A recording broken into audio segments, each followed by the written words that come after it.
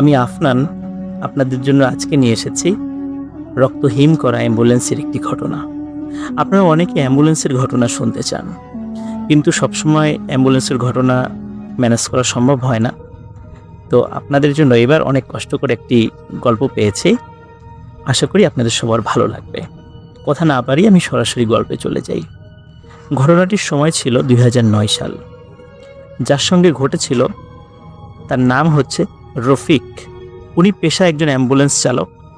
উনি অ্যাম্বুলেন্সটা বেসিক্যালি দুটো মেডিকেল থেকে দুটো মেডিকেলের রোগী বা লাশ উনি আনা নেওয়া করেন। একটি হচ্ছে মিডফোর্ড হসপিটাল, আর একটা হচ্ছে ঢাকা মেডিকেল কলেজ। উনি সাধারণত ঢাকা মেডিকেল কলেজের এদিকে বেশি থাকেন, কারণ এখানে দেখা যাচ্ছে যে রোগীর পরিমাণ বেশি, ওনার ট্রিপটাও বেশি পাওয়া যায়। এই জন্য উনি সাধারণত ঢাকা মেডিকেল কলেজের এই সাইডটাতেই ওনার আনাগোনাটা বেশি। যেদিন ঘটনাটি ঘটে ওই তারিখটা ছিল হচ্ছে মঙ্গলবার এবং সময়টা ছিল আগস্ট মাস। তো এমন একটি সময়ে, ওই সময় প্রচণ্ড গরম ছিল, গরমকাল বেশ, কারণ আগস্টে তো আমাদের এখানে বেশ বাংলাদেশে কিন্তু বেশ গরম থাকে। ওই সময়ে রাত বাজে প্রায়, ওনার ভাষ্য অনুযায়ী রাত বাজে তখন প্রায় 11টা। ওনার পরিচিত একজন ব্যক্তি, যিনি ওই হসপিটালের 4র্থ শ্রেণীর একজন কর্মচারী, সাধারণত তাদের মাধ্যম দিয়ে ওনারা ট্রিপগুলো পেয়ে থাকেন। সেই ব্যক্তিটি এসে তাকে জানায় যে আরিচার ঘাট যেটি রয়েছে, এই ঘাটের পাশে একটি গ্রাম রয়েছে, সেই গ্রামে একটি লাশ পৌঁছে দিতে হবে। এখন তিনি জিজ্ঞেস করেন যে লাশের কি হয়েছিল, কিভাবে মারা গেল। তখন তারা বলে যে উনি এমনিতেই বার্ধক্যজনিত কারণে মারা গেছেন। তো এই কথা বলার পর উনি রাজি হয়ে যান এবং সাধারণত যে ভাড়া ওনারা ঠিক করেন অ্যাম্বুলেন্স চালকরা, দেখা যাচ্ছে ভাড়ার একটি অংশ যিনি এই ট্রিপটা এনে দেন তাকে দিতে হয়। তো ঠিক হলো যে তখন 7,000 টাকায় আরিচায় পৌঁছে দেবেন। ওই সময় কিন্তু 7,000 টাকা অনেক, আরিচা অনুযায়ী, যেহেতু নদী পার হতে হচ্ছে না, ফেরির খরচটা লাগছে না, সেই অনুযায়ী 7,000 টাকা কিন্তু ওনার জন্য বেশ ভালো অ্যামাউন্টের একটি টাকা। উনি রাজি হয়ে যান এবং 4র্থ শ্রেণীর কর্মচারীকে উনি 2,000 টাকা দেন এবং 5,000 টাকা উনি ওনার কাছে রাখেন। এরকম একটা শর্ত হয় আর কি। এবং ট্রিপ শুরু করার আগেই ফুল টাকাটা পেইড করে নিতে হয়। সাধারণত ওইখানে নাকি এইভাবেই সিস্টেমে এই ট্রিপগুলো অ্যাম্বুলেন্সের যারা চালক তারা এরকম এই কাজটা করে থাকেন। কারণ অনেক সময় দেখা যায় লাশ নিয়ে বাসায় নামানোর পরেই সবাই লাশ নিয়ে ব্যতিব্যস্ত হয়ে যান, অ্যাম্বুলেন্সের কথা মনে থাকে না, চালকের কথা মনে থাকে না। এই জন্য ওঠার আগেই সাধারণত এই টাকাটা ওনারা পারতপক্ষে নিয়ে নেওয়ার চেষ্টা করেন। যখন লাশটি নিয়ে আসা হয়, লাশের সাথে 4 জন লোক ছিল, 3 জন পুরুষ এবং 1 জন মহিলা। গাড়িতে ওঠার পরপরই স্বাভাবিকভাবেই রফিক সাহেব উনি টাকা দাবি করেন এবং ওনারা কোনো ধরনের কোনো উচ্চপাচ্য ছাড়াই টাকাটা দিয়েও দেন। গাড়ি চলতে থাকে। তখন প্রায় 1টা বাজে। রাত 1টার মধ্যে ওনারা মানিকগঞ্জ প্রায় পার হয়ে যাবেন এমন একটি সময়। তো হঠাৎ করে উথুলি নামক একটি জায়গা রয়েছে। এই উথুলি জায়গা থেকে সামান্য একটু পার হলেই হাতের বাম দিক দিয়ে পাটুরিয়া ঘাটের দিকে রাস্তা চলে গিয়েছে এবং সোজা রাস্তাটা চলে গেছে হচ্ছে আরিচা ঘাটের দিকে। এখন যেহেতু আরিচা ঘাট দিয়ে ওইভাবে ফেরি পার হয় না, এখন পাটুরিয়া ঘাট দিয়েই হয়। এই জন্য আরিচা ঘাটগামী ওই রাস্তাতে সাধারণত যানবাহন খুব কম চলাচল করে। দিনের বেলাতেও কম চলাচল করে, রাতের বেলা তো কোনো কথাই নেই। যখন উথুলি নামক ওই জায়গাটাতে উনি আসছেন গাড়ি নিয়ে, হঠাৎ করে গাড়িতে একটি ঝাঁকুনি দেয়। সাধারণত ব্রেক করা ছাড়া যদি কোনো একটি গাড়ি স্পিড ব্রেকার পার হয়, ঠিক যেভাবে ঝাঁকি লাগে, অমন একটি ঝাঁকি লাগে, একটি ঝাঁকি অনুভূত হয় গাড়িতে। তখন ঝাঁকি খেয়ে সাধারণত দেখা যাচ্ছে যে গাড়ির যাত্রীরা একটু কথা বলে ওঠেন যে এই আসতে চালাও। তখন রফিক সাহেব দেখলেন যে না, ওনারা কোনো কথা বললেন না। এবং রফিক সাহেব একটা বিষয়টা খেয়াল করলেন যে যখন উনি তো এর আগেও এখানে আসছেন, ঠিক যে জায়গাটাতে গাড়িতে ঝাঁকি লেগেছে এখানে কোনো স্পিড ব্রেকার ছিল না, কোনো উঁচু জায়গা ছিল না, তাহলে হঠাৎ করে ঝাঁকি লাগলো কেন? উনি চিন্তা করেন হয়তো বা চাকার নিচে কোনো ইট বা শক্ত কিছু পড়েছিল, এই জন্য ঝাঁকি লেগেছে, উনি খেয়াল করতে পারেননি। উনি আর 7-5 ভাবেননি, উনি সোজা চলে যাচ্ছেন। তো উনি যখন আরিচার রাস্তা দিয়ে ঢোকেন, এই জায়গাটা কিন্তু খুবই নীরব। যারা ওই রাস্তায় কখনো চলাচল করেছেন, এমনকি দিনের বেলাতেও, তারা কিন্তু আপনারা জানেন যে রাস্তার 2 ধারে এখনো পর্যন্ত তেমন কোনো মানব বসতিই নাই, দীর্ঘ পথ কোনো মানব বসতি নেই। একদম ঘাটের কাছাকাছি গিয়ে গ্রাম রয়েছে, কিন্তু তার আগ পর্যন্ত রাস্তার 2 ধারে ওইভাবে কোনো আপনারা বসতি দেখতে পাবেন না। এখনও তো সামান্য কিছু হয়েছে, আগে তো সেটাও ছিল না। উনি যখন যাচ্ছেন প্রায় 1 কিলোমিটার পার হওয়ার পর হঠাৎ করে একজন পুরুষ যাত্রী, যিনি ওই লাশের সাথে ছিলেন, তার আত্মীয়, উনি বললেন যে এই ড্রাইভার গাড়ি থামাও। তখন রফিক সাহেব গাড়িটা থামিয়ে দেন। উনি ভাবেন এখানে হয়তোবা তাদের বাড়ি, এখানে হয়তোবা নামবে তারা। ওই ব্যক্তি রফিক সাহেবকে বলেন আমরা লাশ নিয়ে এখানেই নামবো। রফিক সাহেব স্বাভাবিকভাবে গাড়ি থেকে নামেন, পিছনের যে ব্যাক ডালাটা আছে সেটা খুলে দেন এবং স্ট্রেচারে করে লাশটা নামান। নামানোর পরে রফিক সাহেব অবাক হয়ে দেখেন যে আশেপাশে কোনো ঘর বাড়ি নাই। তখন জিজ্ঞেস করলেন যে আপনাদের বাড়ি কোথায়? এখানে তো আশেপাশে ঘর বাড়ি দেখছি না, আপনার লাশ নিয়ে যাবেন কিভাবে? আপনাদের কোনো আত্মীয় স্বজন তো এখানে দেখছি না। তখন ওনাদের মধ্যে একজন বলেন যে সে চিন্তা তোমাকে করতে হবে না, সেটা আমরা দেখব, তুমি চলে যাও। যেহেতু উনি আগের থেকেই টাকা পেয়ে গিয়েছিলেন, সুতরাং তার কোনো উচ্চবাচ্য ছিল না। এই জন্য উনি ওইখানে গাড়ি ঘুরিয়ে আবার ঢাকার উদ্দেশ্যে রওনা করেন। উনি যখন রওনা করছিলেন, রওনা করতে করতে ঠিক উথুলি যে স্ট্যান্ডটা, বাস স্ট্যান্ড যেটা আছে, সেখানে আসার পরে দেখলেন যে 4 জন লোক হাত ইশারা করে তাকে থামতে বলছে। উনি অবাক হয়ে দেখলেন যে এই 4 জন লোক তো সেই 4 জন লোক যাদেরকে উনি এই মাত্রই নামিয়ে দিয়ে এসেছেন, এবং তাদের সাথে একটি লাশও রয়েছে। উনি খুব অবাক হন। উনি গাড়ি থামান। উনি জিজ্ঞেস করেন কি ব্যাপার, আপনারা এখানে? আপনাদেরকে না একটু আগেই নামিয়ে দিয়ে আসলাম। তখন ওনারা বলেন কি বলছেন আপনি? আপনি তো উথুলিতে আমাদেরকে নামিয়ে দিলেন, জোর করে আমাদেরকে নামিয়ে দিয়ে আপনি সোজা চলে গেলেন, এখন আবার ঘুরে আসছেন, আমরা এখন এই লাশটা কিভাবে নিয়ে যাব? রফিক সাহেব যতটুকু না অবাক হন, তার থেকে বেশি বিরক্ত হন যে আমি মাত্র নামিয়ে দিয়ে আসলাম তাদেরকে, অথচ ঘুরে আসার পরে তারা এখানে কিভাবে আসলো? আর এখন এসে বলছে আমি নাকি উথুলি বাস স্ট্যান্ডে তাদেরকে নামিয়ে দিয়েছি। যাই হোক, যেহেতু এটা একটা অবাক করার মতো বিষয় ছিল, উনি কিছুতেই মিলাতে পারছিলেন না যে একটু আগেই তো উনি নামিয়ে দিয়ে আসছেন, হঠাৎ করে এই ধরনের ঘটনা কেন ঘটলো? তো উনি 7-5 না ভেবে বলেন যে আচ্ছা ঠিক আছে, ওঠেন, গাড়িতে ওঠেন, আমি আবার আপনাদেরকে নামিয়ে দিয়ে আসছি। তখন উনি আবার ওই লাশ সহ ওই যাত্রীদেরকে গাড়িতে তোলেন, তুলে আবার গাড়ি চলা শুরু করে। চলতে চলতে চলতে চলতে হঠাৎ একটি জায়গায় উনি চলে আসেন, সেই জায়গাটি যেই জায়গাটিতে একটু আগেই 4 জন ব্যক্তি সমেত লাশ নামিয়ে দিয়েছিলেন, এবং উনি দেখছেন যে এই 4 জন ব্যক্তি হাত ইশারা করে তাকে থামতে বলছে। উনি এবার ভয় পেয়ে যান যে কি ব্যাপার, তাহলে আমার গাড়িতে কে বসা? পেছন দিকে তাকিয়ে দেখেন গাড়িতে কেউ নেই। উনি প্রচন্ড ভয় পান, তারপরও গাড়ি থামান, যেহেতু এই জায়গাটাতেই উনি নামিয়ে দিয়ে গেছিলেন তাদেরকে। উনি জিজ্ঞেস করেন কি ব্যাপার, কি হয়েছে? তখন ওদের মধ্যে থেকে একজন বলেন যে আপনি আমাদেরকে এখানে নামিয়ে দিয়ে চলে গেলেন কেন? আমরা কি এখানে নামবো? এখানে নিয়ে আমরা লাশ নিয়ে কোথায় যাব? আমরা তো আরিচার পাশে যে গ্রামটি রয়েছে সেখানে যাব। রফিক সাহেব এবারও অবাক হন এবং বিরক্তও হন। তখন উনি বলেন যে আপনারাই বললেন যে এখানে নামিয়ে দিতে, আমি নামিয়ে দিলাম, আবার আমি ঘুরে চলে গেলাম, আবার আপনাদেরকে আরিচা থেকে এখানে নিয়ে আসলাম, এটা কি হচ্ছে? তখন তারা বলে কি ব্যাপার, আপনি আরিচায় আমাদেরকে পাবেন কোথায়? আমরা তো এখানে দাঁড়িয়ে আছি, আপনি তো আমাদেরকে জোর করে এখানে নামিয়ে দিয়ে গেলেন। তখন উনি বলেন আমি আপনাদেরকে জোর করে কিভাবে নামাবো? লাশ সহকে কেউ জোর করে কাউকে নামায়? এভাবে ওনাদের সাথে তর্কাতর্কি হয়। যাই হোক, এক পর্যায়ে রফিক সাহেব বলেন আচ্ছা ঠিক আছে ওঠেন, আপনারা কোথায় যাবেন আমি নামিয়ে দিচ্ছি। কিন্তু ওনার মনের মধ্যে কিছুতেই যে খচখচানি হচ্ছিল সেটা যাচ্ছিল না, যে এখানে আমি প্রথমে নামালাম, আবার চলে যাওয়ার পর পুতুলি বাস স্ট্যান্ডে তাদের সাথে দেখা, তারা বললো তারা নাকি পুতুলি বাস স্ট্যান্ডে তাদেরকে নাকি আমি নামিয়ে দিয়েছি, আবার তাদেরকে উঠিয়ে আনার পর এইখানে আবার তাদেরকে দেখছি, অথচ গাড়ির মধ্যে থেকে তাদের কাউকে দেখছি না। তাহলে তারা কোথায় গেল বা কি হচ্ছে আমার সাথে? উনি মনে মনে খুব ভয় পাচ্ছিলেন, কিন্তু যেহেতু উনি প্রায় 45 বছর বয়স ওনার ছিল রফিক সাহেবের, এবং মোটামুটি 20-22 বছর থেকেই উনি এই অ্যাম্বুলেন্স চালান। অনেক ঘটনাই, ছোটোখাটো ঘটনা এই অ্যাম্বুলেন্স চালাতে গিয়ে রাস্তাঘাটে ওনার সাথে ঘটেছে, একদম টুকিটাকি সেই জিনিসগুলো, কিন্তু এই ধরনের অদ্ভুত বিষয় ওনার সাথে কিন্তু কখনো ঘটেনি। তো উনি গাড়ি চালাচ্ছিলেন, প্রায় 1.5 কিলোমিটার যাওয়ার পর হঠাৎ একজন বলেন যে একটু গাড়িটা থামান।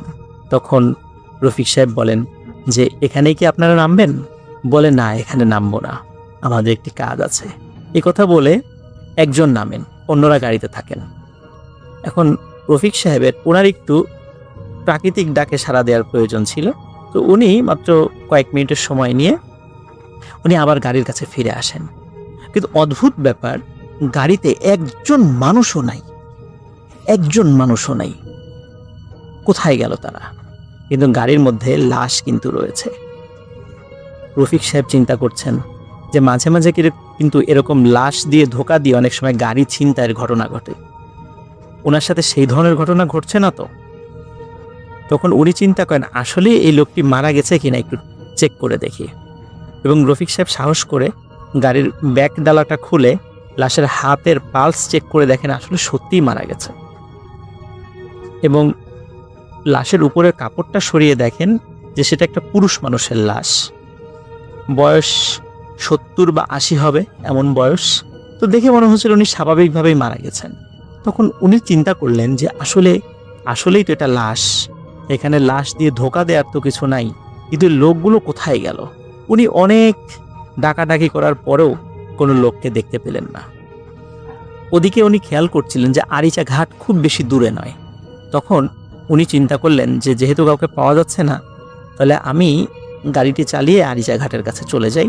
ওখানে গেলে হয়তো বা কোনো মানুষ পাবো, তাদের কাছে জিজ্ঞেস করলেই এই লোককে দেখালে বলে দিতে পারবেন যে উনি কোন বাড়ির বা কোন গ্রামের, হয়তো অনেকেই চিনবেন তাকে।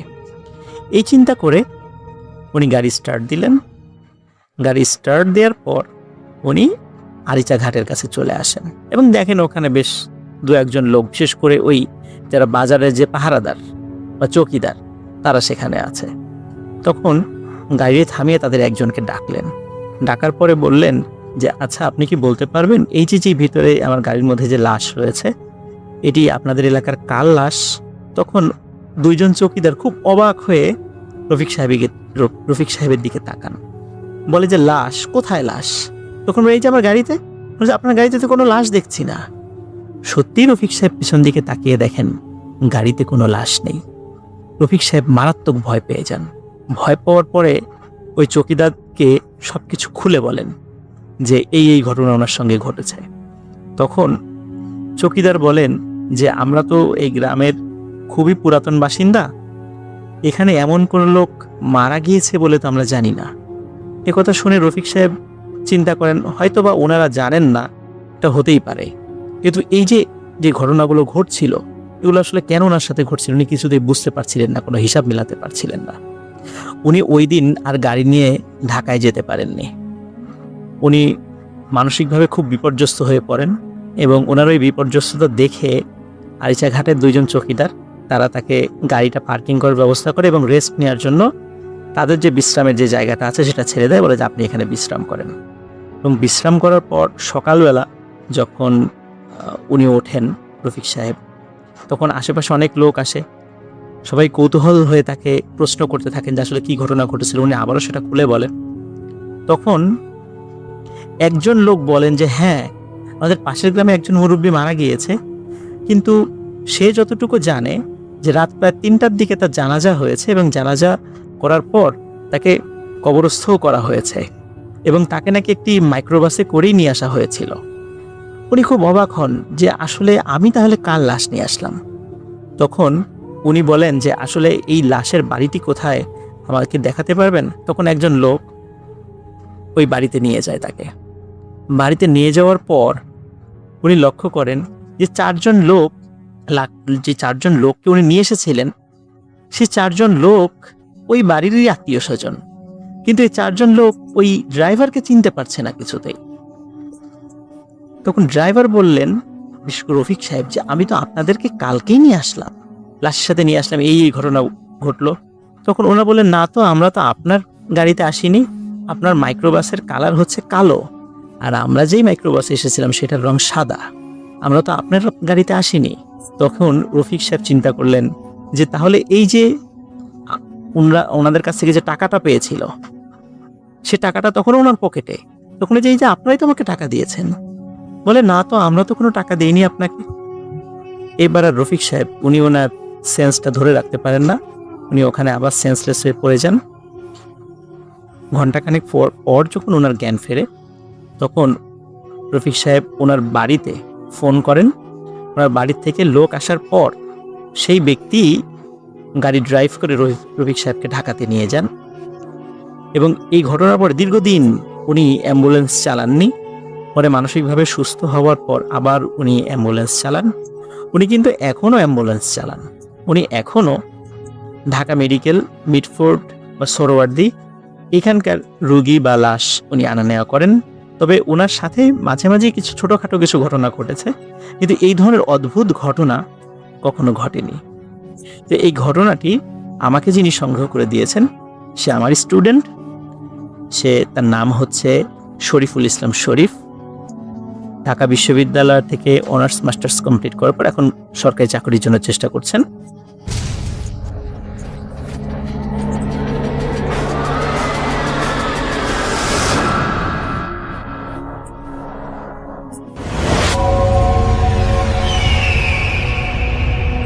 আসসালামু আলাইকুম লিসনার্স, সবাইকে আমন্ত্রণ জানাচ্ছি। আমি ডক্টর আলিফ। আশা করছি আপনারা সবাই ভালো আছেন, সুস্থ আছেন। তো আমি যে ঘটনাটা এখন শেয়ার করব সেটাও জাহিদ ভাইয়ের ঘটনা। এই ঘটনা 4 বছর আগের একজন ভদ্রলোকের। বেসরকারি একটি প্রতিষ্ঠানে তিনি জব করতেন এবং তার নাম ছিল টুটুল। তো ভদ্রলোক ট্রান্সফার হয়েছে কোনো একটা এলাকায় থেকে ঢাকায় তাদের কোম্পানির মূল অফিসে চলে আসেন। তো তার পরিবারে ছিল 1 বছর বয়সী একটা শিশু এবং তার স্ত্রী। মালিবাগের কোনো একটা এলাকায় তিনি থাকতেন এবং ঘটনা শুরু হয় একদিন রাতে। তিনি একদিন গাড়িতে তার বাসায় উদ্দেশ্যে যাচ্ছিলেন। তিনি নিজেই গাড়ি চালাচ্ছিলেন। তখন সময় আনুমানিক রাত 1টা কি 1:30 হবে। টুটুল সাহেবের মনে হলো প্রায় 30-60 কিলোমিটারের আশপাশের স্পিডে গাড়ি চালাচ্ছেন তিনি কুড়িল বিশ্ব রোডে। প্রথমে তিনি খেয়াল করলেন গাড়িটা ভারী ভারী লাগছে, যেন ভারী কিছু তার গাড়ি টেনে নিয়ে যাচ্ছে। তিনি স্পিড বাড়িয়ে চলছিলেন। তিনি খেয়াল করলেন সাইড গ্লাসে দেখা যাচ্ছে গাড়ির কেউ পেছনে দৌড়াচ্ছে। দ্বিতীয়বার তিনি তাকিয়ে দেখেন, কিছু দেখলেন না। কিছু মিনিট পর তিনি লক্ষ্য করলেন গাড়ি 70+ স্পিডে চলছে, কিন্তু তার পথ যেভাবে এগোনোর কথা সেভাবে এগোচ্ছে না, অনেকটা রিকশার গতিতে চলছে। হঠাৎ তিনি ধূপ করে তার চলন্ত গাড়ির ছাদে কিছু পড়ার শব্দ পেলেন এবং কয়েক সেকেন্ড পর থেকে গাড়িটা ভীষণভাবে কেঁপে উঠতে লাগলো। তিনি স্পষ্ট শুনতে পেলেন কর্কশ ভয়ানক কণ্ঠে, এই গাড়ি থামা। তিনি গাড়ি ব্রেক করতে যেয়ে দেখলেন গাড়িটা ব্রেক নিচ্ছে না এবং গাড়িটা অসম্ভবভাবে কাঁপছে। পুরো গাড়ির চারিপাশে যদি হাত দিয়ে বাড়ি দিলে যেমন শব্দ হয় ঠিক সেরকম শব্দ হতে লাগলো এবং গাড়িটার ছাদে কোনো কিছু দিয়ে আঘাত করার শব্দ হতে লাগলো। তিনি শব্দ করে দোয়া দুরুদ পড়তে লাগলেন এবং কিছুক্ষণ এভাবে চলার পর তার গাড়িটা থেমে যায় এবং গাড়ির ভেতরে ধোঁয়া বেরোতে শুরু করে। তিনি গাড়ির দরজা খুলতে যেয়ে দেখলেন দরজার লক কোনোভাবেই খোলা যাচ্ছে না এবং খোলার না কারণে ধোঁয়ার পরিমাণ বেশি হয়তো তিনি দরজা জানালা ভেঙে বেরিয়ে আসেন। তিনি বের হওয়ার পর নিজ কানে শুনতে পান একটা ভয়ঙ্কর ধরনের হাসি বাতাসে ভেসে আসছে। দেখতে পেলেন রাস্তার অন্যদিকে গাছের ছায়া অন্ধকারে কেউ একজন দাঁড়িয়ে আছে। অন্ধকারে দেখা না গেলেও তিনি বুঝতে পারলেন সেই অন্ধকারে দাঁড়িয়ে যে ছিল সে হাসছিল এবং হুবহু তার মতোই দেখতে। তিনি গাড়িটার কাছে যেয়ে দেখেন কোনো ধোঁয়া নেই, কিছুই নেই, গাড়ি একদম ঠিক। সে সময় তার স্ত্রী তাকে ফোন দেয়। ওপরে তার স্ত্রী ঠিক মতো কথা বলতে পারছিল না।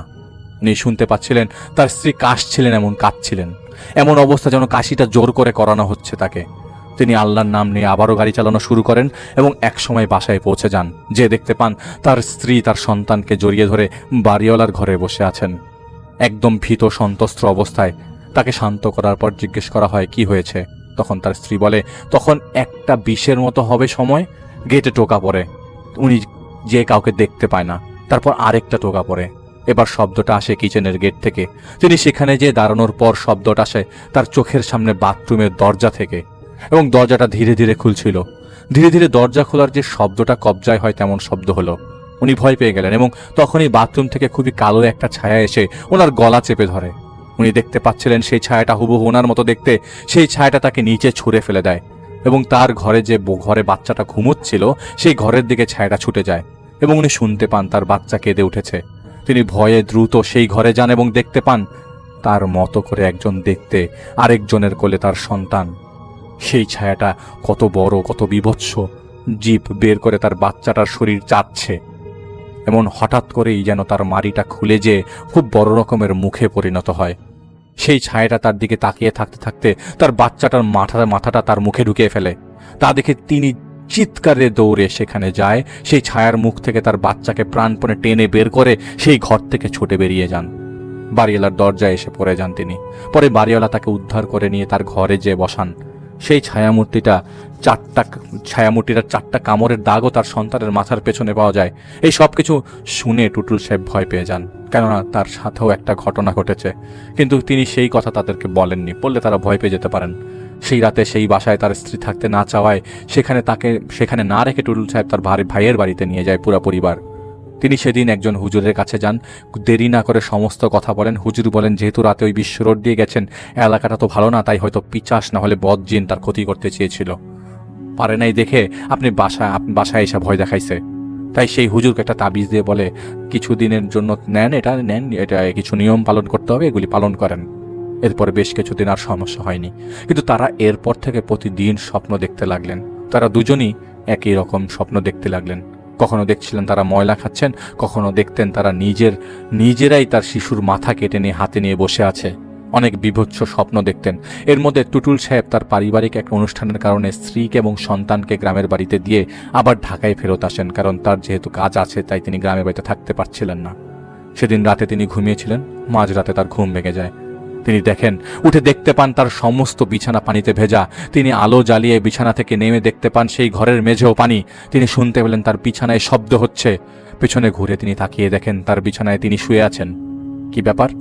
তার মতো আরেকজন মানুষ শুয়ে আছেন বিছানায়। তার বুকের উপর মোটা লম্বা চুলওয়ালা একটা মহিলা তার গলা চেপে ধরে আছে এবং তিনি সেখানে কাতরাচ্ছেন।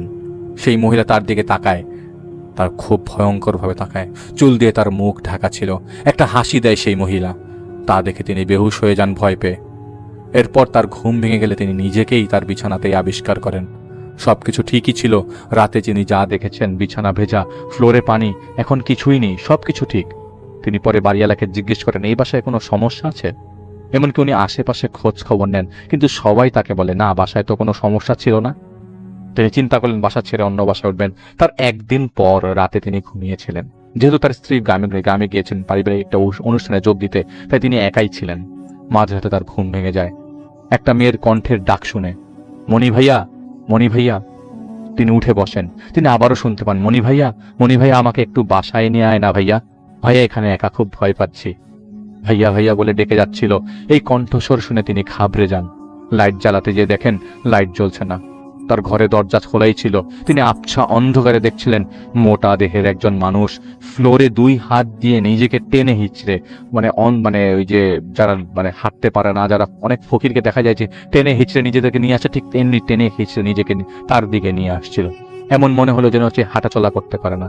তিনি কি করবেন বুঝে পারছিলেন না। আর তখনই তিনি বুঝতে পারলেন ঘরের ফ্লোরে পানি চলে এসেছে এবং দ্রুতই পানির পরিমাণ বেড়ে যাচ্ছে।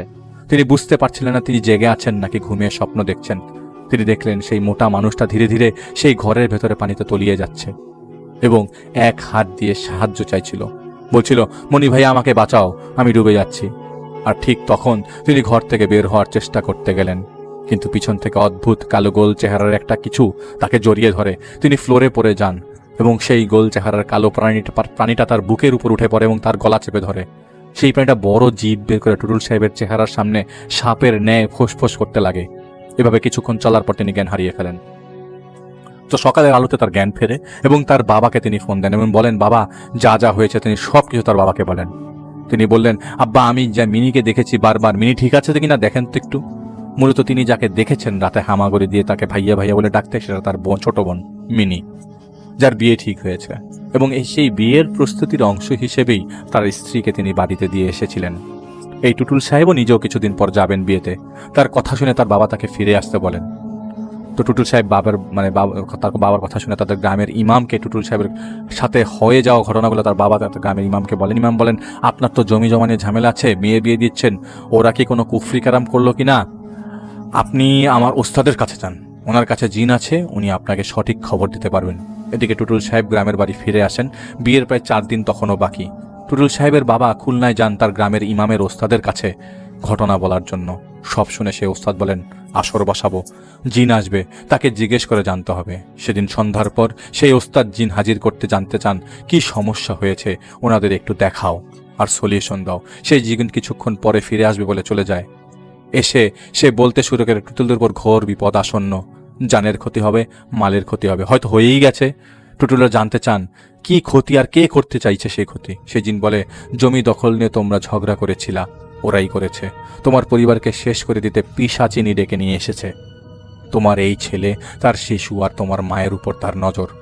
দিন পর অমাবস্যার তিথি আসবে, সেদিন তার পূর্ণ শক্তি লাভ করবে। তোমাদের জানের উপর বিপদ, তোমাদের জানের উপর দিয়ে মানে মানে তোমাদের এখন অবস্থা ভালো না, তোমাদের বিপদ আছে এবং আরও কিছু কথা সেই জিন বলে। পরে সেই জিনের কাছে সাহায্য চাইলে 16টা তাবিজ দেয়। টুটুলদের পরিবারের নাতি নাতনি মিলিয়ে এই 16 জনকে 16টা তাবিজ দেওয়া হয়। বলে দেয় কোনোভাবে যেন এই তাবিজ যেন না সরে এবং না খোলা হয়। যদি তাবিজ একবারের জন্য সরে যায় তবে ওই পিশাচিনী তাকে ক্ষতি করে ফেলবে, যার তাবিজের শরীরে থাকবে না। তো তারা সেখান থেকে ফিরে আসেন সবাইকে কিছু না বলে, শুধু তাবিজ দিয়ে বলে এই তাবিজ মাজার মানে একটা জায়গা থেকে আনা হয়েছে আমাদের ভালোর জন্য, তোমরা সবাই তাবিজ পরে রাখো, খোলা যাবে না, খুলে ফেললে তাবিজ আর কাজ করবে না। এটা বলে সবাইকে তারা তাবিজ পরিয়ে দেয়। এর মধ্যে প্রতিদিন টুটুল সাহেব স্বপ্ন দেখছিলেন। তিনি দেখতেন তার মতোই দেখতে একজন লোক পানির নিচে টেনে নিয়ে গেছে তাকে। তিনি ডুবছেন আর তার কানের মধ্যে পানির যেভাবে শব্দ হয় পানির নিচে গেলে ঠিক সেরকম শব্দ আসছে। আর তাকালে তিনি ঘোলাটে পানি দেখতেন, চারপাশে বালুকণা পাতা চারপাশে ভেসে বেড়াচ্ছে, যেমনটা পুকুরে ডুব দিলে খালি চোখে দেখা যায় ঠিক তেমন দেখাবে। তার মাথার তীব্র যন্ত্রণা হতে থাকে এবং তার নাক দিয়ে পানিতে ঢুকে গেলে যেমন হয় তেমন ফিল হতে থাকতো তার ঘুমের মধ্যে। আর তার কিছু মনে থাকতো না ঘুম থেকে ওঠার পর।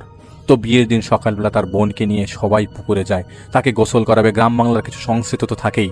তো সব মহিলারা মিলে গোসল করছিলেন। হঠাৎ তারা মিনি মানে টুটুলের ছোট বোনকে খুঁজে পাচ্ছিল না।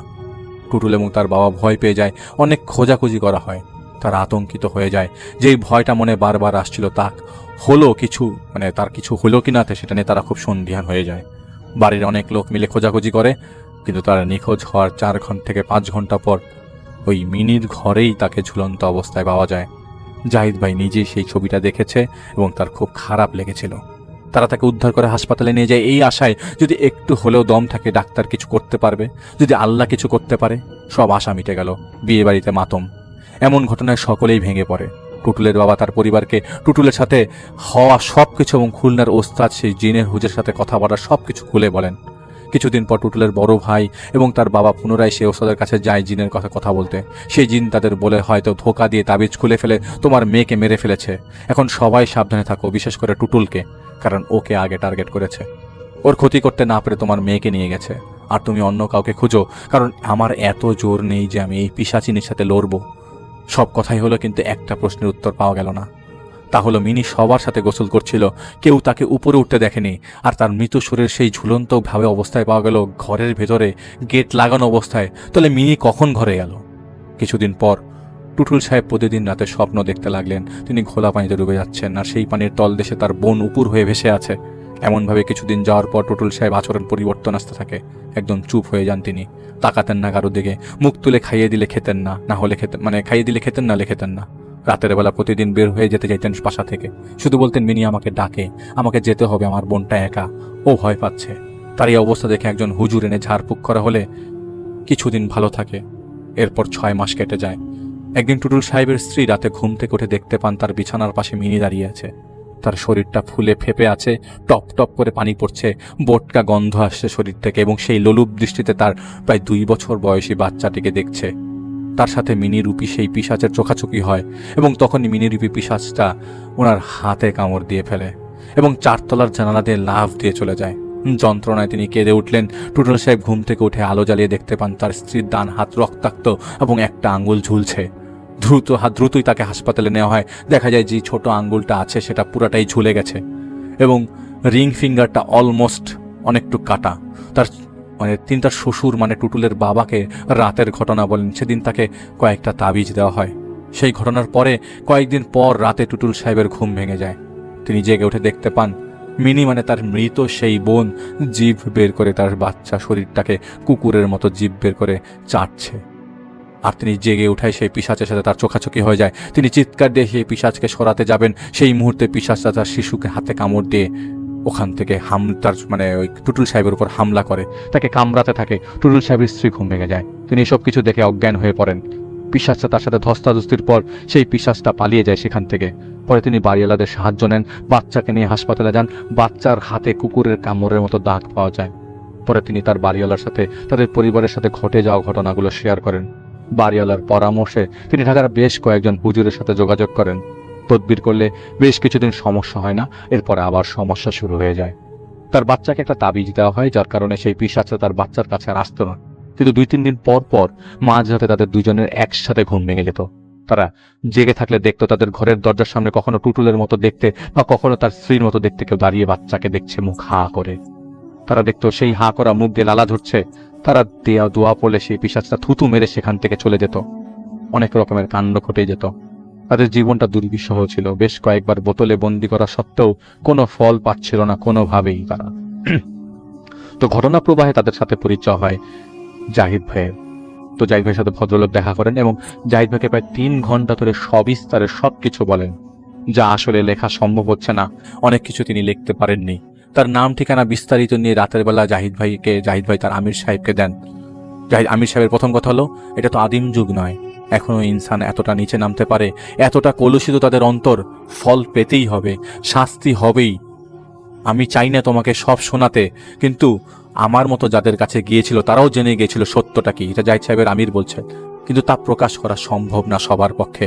আমিও তোমাকে বলতে চাই না, টুটুলের জেনে লাভ নেই কেন এমন ঘটনা ঘটছে। টুটুলকে বলে দাও, পিশাচ থাকুক বা প্রেত, যেই থাকুক না কেন, আমরা চেষ্টা করব, আল্লাহ যদি চান তবে তারা সরে যাবে। কিন্তু এতটুকু জেনে রাখো, সব শয়তানের মূল কিন্তু টুটুলের বাবা।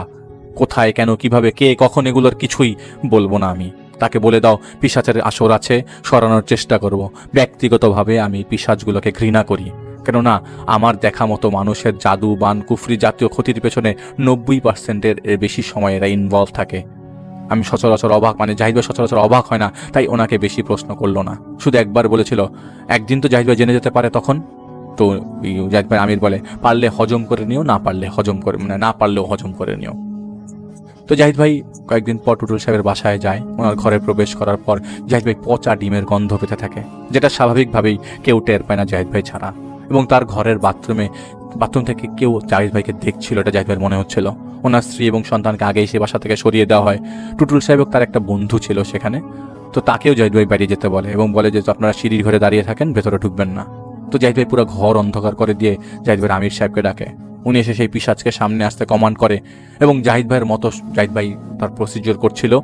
অনেক প্রক্রিয়া করা হয় এবং আসলে কাউকে বলা সম্ভব না, জাহিদ ভাই ডাকলেও কেউ আসবে তা নয়, তাই এখানে অনেক সময় লাগে। আর জাহিদ ভাই পুরা বিস্তারিত লিখতে পারেনি আমাকে ঘটনাটা। তো সেই পিশাচ আসে, ঘরের এক কোণে দাঁড়িয়ে থাকে, অন্ধকারে বোঝা যায় কেউ দাঁড়িয়ে থাকলে, যে কোণার মধ্যে কেউ দাঁড়িয়ে আছে, এটা আপনি যে কেউ আমরা বুঝতে পারি। মোটা একটা মেয়েলি শরীর, মনে হচ্ছে পানি ঝরছে টপটপ করে, হ্যাঁ হ্যাঁ হ্যাঁ করে ঘর ঘর করছে শুধু। তো জাহিদ ভাই একের পর এক যন্ত্রণা দিয়ে যাচ্ছিল। এখানে ব্র্যাকেটে জাহিদ ভাই একটা কথা লিখেছে, সেটা আমরা আপনাদেরকে বলতে পারছি না। তো আল্লাহর কালামের কাছে সব শয়তানকে মাথা নত হতে হবে যদি নিয়ত ঠিক থাকে। অনেক সময় অনেকের কোনো কিছুতেই কাজ হয় না, তার পেছনে দোষ হলো অন্তরের বিশ্বাস এবং জোর। সেই পিশাচ তার মায়া জাদুর খেলা খেলতে চেয়েছিল, সফল হয়নি। অবশেষে সে বিনা শর্তে চলে যেতে রাজি হয় এবং সে চলে যায়। প্রায় 4 ঘন্টা সময় লেগে যায় তাদেরকে সরাতে। যেহেতু সে পিশাচদের একটা গোষ্ঠীর সর্দার ছিল, তাই আরও 1 মাসের মতো সময় লেগে যায় অন্যান্য পিশাচদের সেইখান থেকে সরাতে। এরপর থেকে টুটুল সাহেবের আর কোনো সমস্যা, আর কোনো ধরনের সমস্যা হয়নি। এখানে মূলত টুটুল সাহেবের বাবা তাদের পারিবারিক শত্রুদের সায়স্তা করতে চেয়েছিল, পিশাচ চালান করে, কিন্তু সেই গতি তার শত্রুদের না হয়ে তারই হয়ে যায়। মেয়েকে তো এই পিশাচরা প্রভাবিত করে আত্মহত্যায় প্ররোচিত করে, সেই সাথে তারা এই ছেলের বড় বিপদ ঘটানোর চেষ্টায় সেই পিশাচরা ছিল। বিশেষ করে টুটুল সাহেবের বাচ্চাটার অন্যান্য জিনরা যাদের কাছে তার সাহায্যের জন্য গিয়েছিল, তারাও ব্যাপারটা জেনে গিয়েছিল, কিন্তু তারা জানতো তাদের এই কথা টুটুলের বাবা স্বীকার করবে না। স্বাভাবিকভাবেই আমরা জাহিদ ভাইরা কেউই আপনজনরা কেউই বিশ্বাস করতে চাইবে না এবং সবাই চিন্তা করবে আপনজনই ক্ষতি করতে পারে। ওকে, এটাই ছিল ঘটনা। কারোর ক্ষতি করা ভালো কাজ না, কর্মের ফল কর্মেই ভোগ করতে হবে। এটাই ছিল জাহিদ ভাইয়ের মেসেজ এবং এটাই ছিল জাহিদ ভাইয়ের ঘটনা।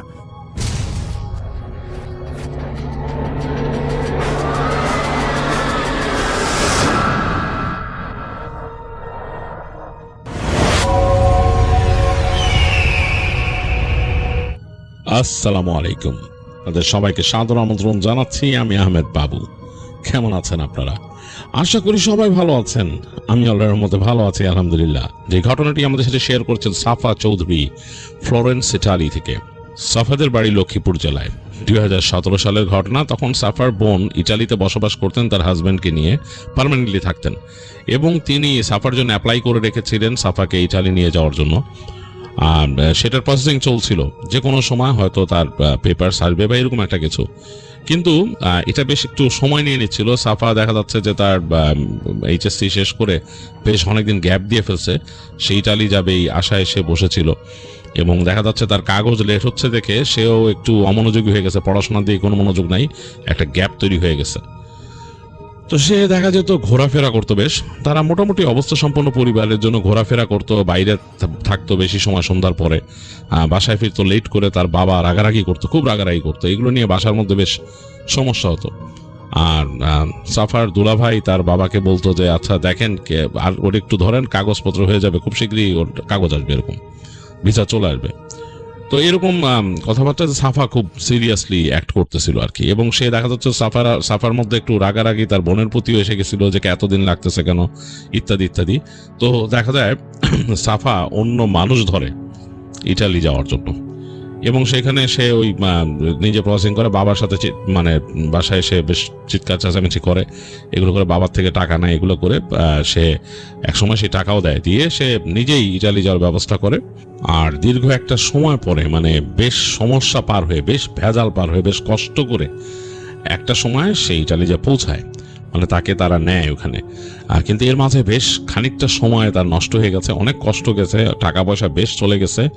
এবং সাফা এখানে সবার জন্য একটা রিকোয়েস্ট করছেন যে কেউ কখনো কোনো লিগ্যাল উপায় ছাড়া এইভাবে মানে বিদেশে যাওয়ার চেষ্টা করবেন না, এগুলো খুবই ডেঞ্জারাস, খুবই সমস্যার, এবং মানুষের জীবনে এগুলা মানে একটা মানে সে বলছে যেটা একটা কার্স তার জীবনে, এই আসার যে এই যে সময়টা। তো যাই হোক, সে বেশ কষ্ট করে গেছে, এবং সে যখন যেখানে তাকে নিয়ে আসলো সেই জায়গাটা হচ্ছে একটা ছোট্ট একটা টাউনের মধ্যে সে আছে, এবং সেখানে তাকে রাখা হয়েছে, মানে সে এসে উঠছে যেখানে, সেটা হচ্ছে একজন আফ্রিকান ছেলে ওখানে থাকে, তার সাথে ছোট্ট একটা স্টুডিওর মধ্যে। তো সাফা বেশ মানে কষ্টে ছিল, এবং সেখানে যে দেখলো যে তার যেহেতু কাগজপত্রের ওরকম অবস্থা নাই, বেশ মানে প্রবলেমের মধ্যে পড়ে গেল সে। তো ওখানে গিয়ে সে কাজ খুঁজতো, কাজ পেল না, ইত্যাদি ইত্যাদি, বেশ ঝামেলা, মানে তার মানে একেবারে অবস্থা খারাপ। কারণ কোথাও কাজ করতে গেলে কাগজ লাগে, তাদের ওই ওয়ার্ক পারমিট, কাজ ভিসা, লিগ্যাল ভিসা, এগুলো দেখে, তো এগুলো তো তার নাই। আর এমনিতেও কাজ ওখানে নাকি যেখানে সে ছিল সেই জায়গায় কাজের খুব একটা সমস্যা ছিল।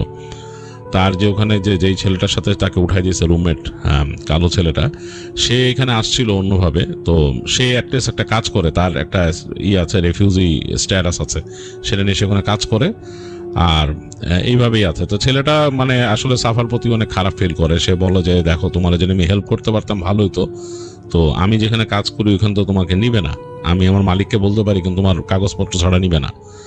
তো সাফার দুরবস্থাটা আরও বাড়তে থাকে, কারণ টাকা পয়সা শেষ হয়ে গেছে, খুবই খারাপ অবস্থা। তো তখন ওই যে ছেলেটা যে ছিল সে বলে যে আমার এক ফ্রেন্ড আছে, ওর সাথে আমি পরিচয় করাইতে পারি, ও আমার এখানে একটা ক্লাসে, মানে আমি তো এখানে ইটালিয়ান শিখি, তো ওইখানে আসে, তো ওর সাথে তোমাকে আমি পরিচয় করাইতে পারি। ও কিন্তু থাকে একটু রিমোট জায়গায়, ওখানে তোমার এত সমস্যা হবে না, তুমি যদি চাও কাজ করতে পারো। ওদের ওইখানে আবার অন্য কাহিনী, ওদের ওইখানে কোনো নাই, কোনো রকমের চেকিং টেকিং কিচ্ছু নাই, ও যদি তোমার কাজটা দিতে পারো তুমি কাজ করতে পারো ওখানে। তো সাফা তো খুব আগ্রহ হয়ে যায়, সে বলে যে আমাকে জানাও, তুমি একটু খবর নাও তোমার ফ্রেন্ডের কাছ থেকে। ছেলেটা বলে আমার ফ্রেন্ড ঠিক না, ও যেহেতু আমাদের একই এলাকার মানুষ, মানে কান্ট্রিম্যান, এবং আমার সাথে একই সাথে ক্লাস করে, ইটালিয়ান ল্যাঙ্গুয়েজ শেখার, এবং আমি জানি যে ও একটু রিমোট জায়গায় থাকে। ও বলে যে ওইখানে কেউ থাকে না, ওরা ওইখানে কৃষি কাজ করে, ওইখানে পশুপালন করে ওইখানে, তো ওইসব জায়গায় তো সাধারণত এরকম চেকিং টেকিং থাকার কথা না। তো ও যদি তোমার ব্যবস্থা করতে পারে আমি তোমার অবশ্যই জানাবো। তো সাফা শুনে বলে যে অবশ্যই, অনেক হেল্প হবে ভাই, এই সেই বলে তাকে। তো ওই ছেলেটা ওই দিন তো আর ওর সাথেই হয় না, তো ছেলেটা সপ্তাহে 2 দিন ক্লাস করতে যায় এরকম। তা একদিন এরকম গেল, তা 2 দিন পরে তো এসে সাফাকে বলতেছে যে তোমার জন্য গুড নিউজ, আমার ওই ফ্রেন্ড বলছে তোমার এসে সামনে আর মানে 1 দিন পরে আসবে, তো আমার সাথে আসবে আমার বাসায়, আসলে তোমার তো পরিচয় করে দিবে, আর ও বলছে যে তোমার ওইখানে কাজটা দিতে পারবে, অসুবিধা নেই। তো সাফা তো খুব খুশি। তো এরকম 1 দিন পরে সে দেখে যে হ্যাঁ ওই এই ছেলেটা আসছে, একটা সাইকেল নিয়ে আসছে, এসে মানে সাফার সাথে পরিচয় হয়। তো কথাবার্তা তো খুব বেশি পারে না, সাফা নিজেও কিছু সে এখানে আসার সময় যে যাদের মাধ্যমে আসে তারা তাকে কিছু লিবিয়ান শিখেছিল, আরবি আর কি, ওই ছেলে ওই যে কালো ছেলেটা সে কিছু ওই ভাষা পারে, সেও পারে, সাফাও টুকিটাকে আরবি পারে আর ইংরেজি যা পারে এটা দিয়ে কমিউনিকেট করলো ওর সাথে টুকিটাকি, এবং ওই যে যার সাথে রুমমেটের সাথে থাকে সে ওই ভাঙা ইংরেজি আর এগুলো দিয়ে সে কমিউনিকেট করে। আর এর মধ্যে একটু হাঁটা চলা করতে করতে দু একজন মানুষের থেকে কিছু ইটালিয়ান শিখছে, এই যে ভাঙাচোরা অবস্থায় আর কি। তো কমিউনিকেট করার পর ওই ছেলেটা তাকে বোঝায় যে তারা যেখানে থাকে সেই জায়গাটা হচ্ছে একটা অ্যাবান্ডেন্ট, সোজা কথা একটা অ্যাবান্ডেন্ট গ্রামের মতো, পাহাড়ের উপরে, ওখানে কোনো মানুষ নাই। তো অবাক হয়ে যায় সাফা যে কোনো মানুষ নাই মানে, হ্যাঁ এটা এক সময় শহর ছিল, শহর বারে একটা গ্রামের মতো ছিল, ওই জায়গায় অনেক ঘর বাড়ি আছে, এবং এখানকার গ্রাম মানে তো খুব সুন্দর করে সাজানো গোছানো গ্রাম। এবং এইখানে পরবর্তীতে কোনো একটা কারণে, প্রাকৃতিক বিপর্যয়ের কারণে যাক মানুষজন এখান থেকে চলে যায় আজ থেকে অনেক বছর আগে। তো এরপর এটা খালি রয়ে গেছে ওই জায়গায়। সেই ছেলেটা বললো যে আমি থাকি, আরো দুই একজন থাকে যারা খুবই নগণ্য, এরকম আমাদের মতোই মানুষ, তো থাকে ওখানে। যে থাকে ওরা মোটামুটি চেষ্টা করে যে কৃষি কাজ করে করে। তো বললো যে আমি থাকি এখানে, এক খালা মানে আন্টি রাখি, এখানকারই এক মহিলা এই দেশেরই, তো উনিও ওখানে থাকে, ওই আন্টির ওখানে থাকি কাছাকাছি, এবং মানে আর কি আমরা ওখানে থাকি, কৃষি কাজ করি, হ্যাঁ মানে ফসল টসল লাগাই, তার গাছপালা লাগাই, তরি তরকারি চাষ করি, তারপরে ওখানে অলিভ আছে, অলিভ আমরা চাষ করি, পশু পাখি আছে, ভেড়া আছে, ছাগল আছে, এগুলা পালন করি। এইটাই হলো আমাদের মূল কাজ, এখান থেকেই চলে যায়, মোটামুটি ইনকামও আসে, খারাপ না, তুমি চাইলে যেতে পারো, সাফাকে সে বলে। আর তো সাফা বলে তাহলে আমার কি টাকা পয়সা? বলে টাকা পয়সা তুমি যা কাজ করবা সেটার জন্য তোমাকে ততটুকু দিব, আর তোমার আমাদের সাথে খাওয়া দাওয়া যেরকম খরচ হয় সেরকম তুমি হিসাব করে করবা, ওইখানে যে কোনো একটা জায়গায় দেখি ব্যবস্থা করে দিব। ওইখানকার যারা বাসিন্দারা চলে গেছে তারা কিন্তু এটার আমার দাবি ছাড়ে নাই, তাদের দাবি আছে বাড়িঘরের প্রতি, অনেকে অবশ্য বাড়িঘর কিছুই নাই, দেখি আমি ব্যবস্থা করে দিব, তুমি চলো না, আমাদের এখানে থাকতে পারবা। যাই হোক, সাফা একদম কথা শুনে খুব রাজি। সে তখন তার যে রুমমেট আছে, ওর নাম ছিল আমিল, আমিলকে সে বলে যে আমি চলে যাই, তুমি আমার জন্য দোয়া করো, কারণ ও মুসলমান ছেলেটা, আমার জন্য দোয়া করো, তা আমি চলে যাচ্ছি ওর সাথে। তো আমিল একটু অবাক হয়ে বলে যে তুমি ওর সাথে এখনই চলে যাও? বলে হ্যাঁ। ওই ছেলেটাও বলে তাকে যে, যেই ছেলেটা, ওর নাম সাফা বলবে না কারণ বলছে যে নাম বলার কোনো প্রয়োজন নাই, যাই হোক বলতেছে যে ওর সাথে চলে যায় কারণ ও সাইকেল নিয়ে আসছে। ওই ছেলেটাও বলছে যে সাইকেল ছাড়া ওখানে আমি আর যেতে পারবো না, মানে যাওয়া আসার অবস্থা এরকম, ওখানে গাড়ি যাওয়ার মতো অবস্থা নাই পাহাড়ের উপরে। তো সাফা দ্রুত তার ব্যাগটা গোছায় নিয়ে তার টুকিটাকে নিয়ে যায়, আমিলকে অনেক ধন্যবাদ দেয়। আমিল তাকে বলে যে সাফা তাকে অফার করে যে তার এই যে সে লাস্ট কিছুদিন থাকছে খাইছে তার ভাঙা মাছ, ছেলেটা বলে লাগবে না, আমিল তাকে বলে গো ব্রাদার যাও। তো সাফা বের হয়ে যায় ওই ছেলেটার সাথে সাইকেলে চড়ে রওনা দেয়। তো তারা যখন রওনা দিচ্ছে তখন বেলা গড়ায় গেছে, মানে একবারে সূর্য একটু পড়ে গেছে এই পাশে, বেশ ছায়া একটা ভাব, বাতাস বেশ। তো বাসার সামনে বেরোলো, দেখে যে ছেলেটা সাইকেলে বসা। তো সাফা যে দেখে যে বসার জন্য যে জায়গা তার পেছনে, সেটা খুবই একটা ছোট্ট একটা ক্যারিয়ার, মানে ওইটার মধ্যে ছেলেটা সাধারণত অনেক সময় ব্যাগ ট্যাগ রাখে আর কি। ছেলেটার একটা ব্যাগ ছিল, সেটাকে সে ঝুলাই নিছে সামনের যে সাইকেলের রেলিং এর সাথে। আর সাফা বসলো এখানে, কষ্ট করেই বসলো, এবং তার পিঠেও একটা ব্যাগ, একটাই ব্যাগ। তো রওনা দিল তারা, রাস্তায় উঠে গেল সাইকেল। সাফার কাছে মনটা বেশ খারাপ হয়ে গেল, কারণ সেই আমিলের সাথে লাস্টের বেশ কয়েকদিন থাকা স্মৃতি, এইখানে মোটামুটি তারই ওই ছেলেটাকে আপন মনে হইতো, ভাইয়ের মতো। তো একটু মায়াই লাগলো আর কি। তা আমিল তাকে এরকম হাত নাড়তেছে দূর থেকে, সেও হাত নাড়লো। তো সাইকেল নিয়ে তারা উঠে গেছে, সাইকেল চলতেছে, বেশ স্মুথ সাইকেল, তবে একটু কষ্ট হচ্ছে সাফার কাছে। সে বসছে ছোট্ট একটা ক্যারিয়ারের মধ্যে, ব্যাগটা পিছনে। ছেলেটা বলছে যে কমফোর্টেবলি বসো, দরকার থাম মনে রাস্তায়। তো দুইজন যাচ্ছে, তো কথাবার্তা কিন্তু দুইজন খুব কমই বুঝে, কারণ ওই যে ভাষাগত সমস্যা, মানে যতটুকু পারে সাফা অনেক গোছায় একটু বলে, ইংরেজিতে বললে আর একটু সুবিধা হইতো, কিন্তু ওই ছেলেটা আবার ওরকম ইংরেজি বুঝে না, তো এই একটা সমস্যা।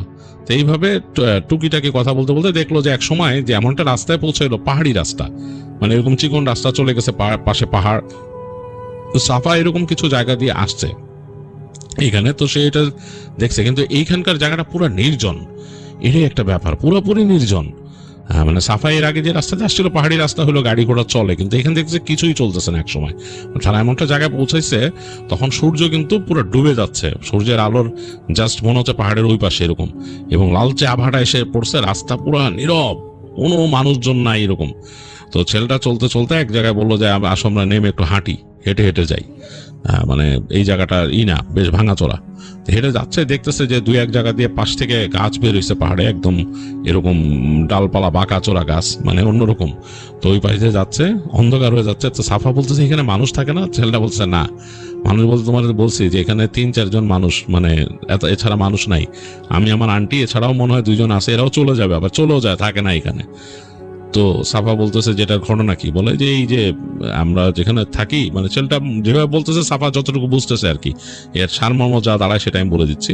বলতেছে যে এইটা একটা শহর ছিল, একসময় মানুষজন ছিল, এখন নাই, পুরো জায়গাটা অ্যাবান্ডন। তো সাফা বলতেছে যে তুমি কেন এখানে আসছো? বলে আমি আসছি বিকজ আমি এখানে সেরকম তোমার মতো কাজকর্ম পাই নাই, কি করব, তখন এখানে আসি খুঁজতে খুঁজতে, এখানে যাই, এমন ঘুরতে ঘুরতে এখানে চলে আসি। আর আমরা তো খুব মোটামুটি অ্যাক্টিভ আমাদের অঞ্চলের মানুষ, তো খুঁজতে খুঁজতে এই আন্টির সাথে পরিচয়, আন্টি তখন এখানেই করে। তো যাই হোক, এরকম করতে করতে এমন একটা পর্যায়ে আসে, আবার সাইকেলে চড়ে তারা কিছুক্ষণ, রাস্তা দিয়ে চলতে চলতে একসময় দেখে যে আর সাইকেল চড়ার উপযোগী রাস্তা না, সব মানে এরকম চিকন চিকন রাস্তা, হেঁটে যাওয়ার মতো রাস্তার মধ্যে ওই যে ভাঙা জিনিসপত্র, পাথর পড়ে দিচ্ছে। তো সাফার কাছে একটু ভয়ই লাগে যে এটা কোথায় যাচ্ছি। তো একটা মোড়ে এসে সে দেখে যে পাহাড়ের মধ্যে এরকম সারি সারি ঘর, কিন্তু তখন একেবারে সূর্যের আলো তো কমে গেছে, অস্তায়মান সূর্যের আলোতে মনে হচ্ছে পুরো অন্ধকার একটা জায়গা, মানে সূর্যটা পেছনে পড়ছে এই পাশ থেকে, কেমন যেন একটা ভয়ঙ্কর সৌন্দর্য মনে হচ্ছে, মানে সুন্দর তো লাগতেছে আবার ভয়ও লাগতেছে দেখে। তো ওই ছেলেটা দেখায় যে ওই জায়গা আমাদের যেতে হবে, চলো।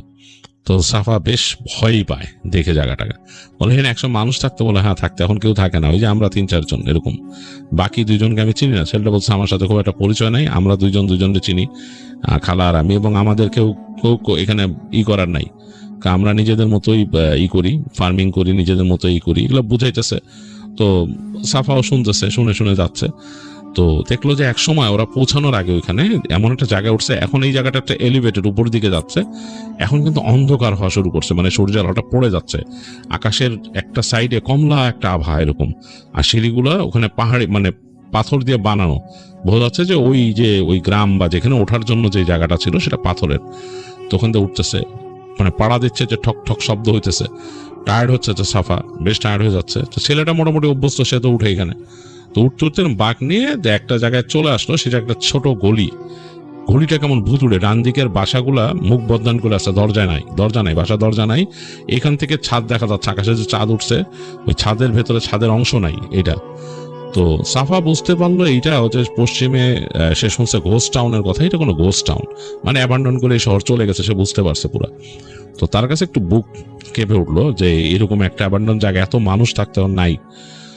যাই হোক, হাঁটতে হাঁটতে ছেলেটা তাকে নিয়ে গেল একটা জায়গায়, যে দেখলো যে হ্যাঁ একটা ছোট্ট এক জায়গায় লাইট জ্বলতেছে, ওই জায়গায় উঠে গেল। ওখানে যে দেখলো যে একটা এরকম বয়স্ক মহিলা বাসার থেকে বেরোতে ওই ছেলেটা তাকে বললো, মহিলাকে গ্রিট করলো। তো মহিলার বললো যে আমি যে নিয়ে আসছি আমার বন্ধুকে, ও আসছে ওদের দেশ থেকে, ও বললো দেশের নাম জিজ্ঞেস করলো, বললো যে ওইখানে এসে কাজ টাজ পায় না, আমাদের সাথে রাখতে চাইতেছি, আপাতত রাখি, আমার রুমেই রাখি, পরবর্তীতে ওকে দেখি এখানে একটা ব্যবস্থা করে দিব না রুম টুমের। তো মহিলা বললো যে হ্যাঁ। তো সাফা ওখানে যেয়ে দেখলো যে হ্যাঁ তাদের এই জায়গার মধ্যে টুকিটাকি ব্যবস্থা আছে, তাদের খাবার টেবিল আছে, রান্না করার জন্য গ্যাসের রাখা, সিলিন্ডার রাখা, মানে সব আছে মোটামুটি, তারা ব্যবস্থা করে নিছে এখানে। এবং তারা এখানে যে বিদ্যুতে ব্যবহার করতেছে জেনারেটর দিয়ে ব্যবহার করে, এবং এগুলারই মনে হয় যেসব রসদ নিয়ে আসে আর কি বাইরের থেকে এরা এরকম। তো যাক, সাফা বুঝলো যে এখানে মোটামুটি থাকা যাবে। তো ওই দিন রাতটা থাকলো, ওই ছেলের সাথে গল্প গুজব করলো, ছেলেটা তার ঘরেরই একটা কর্নারে দেখাই দিল সাফারা থাকার জন্য। তো থাকলো, তাদের গল্প গুজব হলো রাত্রেবেলা টুকিটাকি যায় ভাষায়, এবং সাফা বোঝা শুরু করছে, মানুষ অনেক সময় দেখা যাচ্ছে যে ভাষা না মিললে বডি ল্যাঙ্গুয়েজও বোঝায় এরকম। তো এইটা তো সে বুঝে যাচ্ছে। আর ছেলেটা একই ধর্মের হওয়াতে সাফার একটা সুবিধা হয়েছে, ছেলেটা নামাজ কালাম পড়ে। যাই হোক, এরকম কেটে গেল রাত। সকালবেলা উঠে এসে দেখতেছে ছেলেটা খুব সকালে উঠে এসে বেরোয় যাচ্ছে, এবং এই একটা জিনিস দেখলো যে এইখানে অনেকটা একেবারে পিওর গ্রামের ফ্লেভার, মানে নাই, মানে কোনো রকম এই যে শহুরে যেই কেওয়াস এগুলা কিচ্ছু নাই, একদম অন্যরকম একটা অবস্থা। আর সাফার সাথে একটা মোবাইল ছিল ওখানকার, সে একটা সিম নিয়েছিল, দেখলো যে এইখানে নেটওয়ার্কের দাগও একদম সীমিত, খুবই একদম লো লেভেলে চলে আসছে। আর ওই সময়টাতে আসলে তো মোবাইল টেকনোলজিও এত আপগ্রেডেড ছিল না, তো বুঝলো যে এখানে মোবাইলের নেটওয়ার্কও ঠিক মতো থাকে না, বুঝতে পারছে। তো যাই হোক, ওই ছেলেটা বেরোয় দেখলো সকালবেলা একদম আর্লি মর্নিং, বাইরে বেরোয় দেখতেছে যে সেরকম কুয়াশা একটা আবহাওয়া, বাতাসের মধ্যে একটা একেবারে গ্রামের সেই রকম ঘ্রাণ। সাফার কাছে ভালোই লাগছে, সে তার নানা বাড়ি গেলে এরকম দেখতে একদম, মানে গ্রামের গহীনে গেলে এরকম পেত। যাই হোক, ছেলেটার সাথে বের হয়ে গেল। ছেলেটা যে দেখলো যে তাকে দেখাইলো ফার্মগুলা, তাদের ওই যে ছাগলের ফার্ম যেখানে ছাগল ভেড়া থাকে সেটা। তারপর হেঁটে নিয়ে গেল তাদের ওখানে যে এই তাদের জাইতুনের যে গাছ ওখানে, মানে অলিভ, ওখানকার অলিভ যেটা বা ওদের যেটা সেটা কিন্তু জাইতুন বলে, সেটা কিন্তু আমাদের যে বাংলাদেশের যে আমরা জলপাই খাই এটা কিন্তু একই জিনিস না, যদিও নাম দুইটারই অলিভ, এটা ডিফারেন্ট ওইটা ডিফারেন্ট, ওটার থেকে তেল হয়। আর আমাদেরগুলো সাধারণত আচার বা এগুলোতে ব্যবহার হয়, যে বা আমরা কাঁচা খাই জলপাই। যাই হোক, ওই অলিভ ছোট যেগুলো আমরা, আবার ব্ল্যাক অলিভও আছে যে আমরা বিভিন্ন ইটালিয়ান গার্নিশ হিসাবে পাই, পিৎজা বা অন্যরকম পাস্তা এগুলোর মধ্যে থাকে। যাই হোক, সেই অলিভ আর কি, সেই ওখানকার অলিভের গাছ দেখালো, বেশ সুন্দর এরকম পাতা করতেছে। তো বলতেছে যে ওই ছেলেটা বলতেছে যে আমরা এখানে মাঝে মাঝে যে এই ছাগলগুলো কিনে চড়াইও, এদিক ওদিক নিয়ে যাই, করি, ঘুরাই। তো তোমার কাজ এগুলো দেখাইতেছে তাকে কি কি কাজ করতে হবে, এগুলো বোঝাচ্ছে। তো সাফা বুঝে গেল যে তার আসলে এই কাজগুলো করতেই হবে, না করলে তো এখানে তাকে টাকা পয়সা দিবে না। ছেলেটা তাকে একটা হিসাব বলে দিল যে এরকম এরকম পাবা। সাফা রাজি হয়ে গেছে, ওকে। তো যাই হোক, ওই দিনও সে ওই ছেলেটা বাসায় থাকলো এবং তারপরেই তাকে ছেলেটা একটা ব্যবস্থা করে দিল। ওই আন্টিকে বলে, আন্টি কথা বলছে কার সাথে, কথা বলে তাকে একটা ব্যবস্থা করে দিল ওই ছেলেটা থেকে ঘুরে কাছাকাছি একটা এরকম একটা জায়গায় একটা ঘর। তো বললো যে এখানে থাকতে পারবা, এখানে এই অবস্থা, অসুবিধা নাই, এই বাসাটা মোটামুটি ইন্ট্যাক্ট আছে।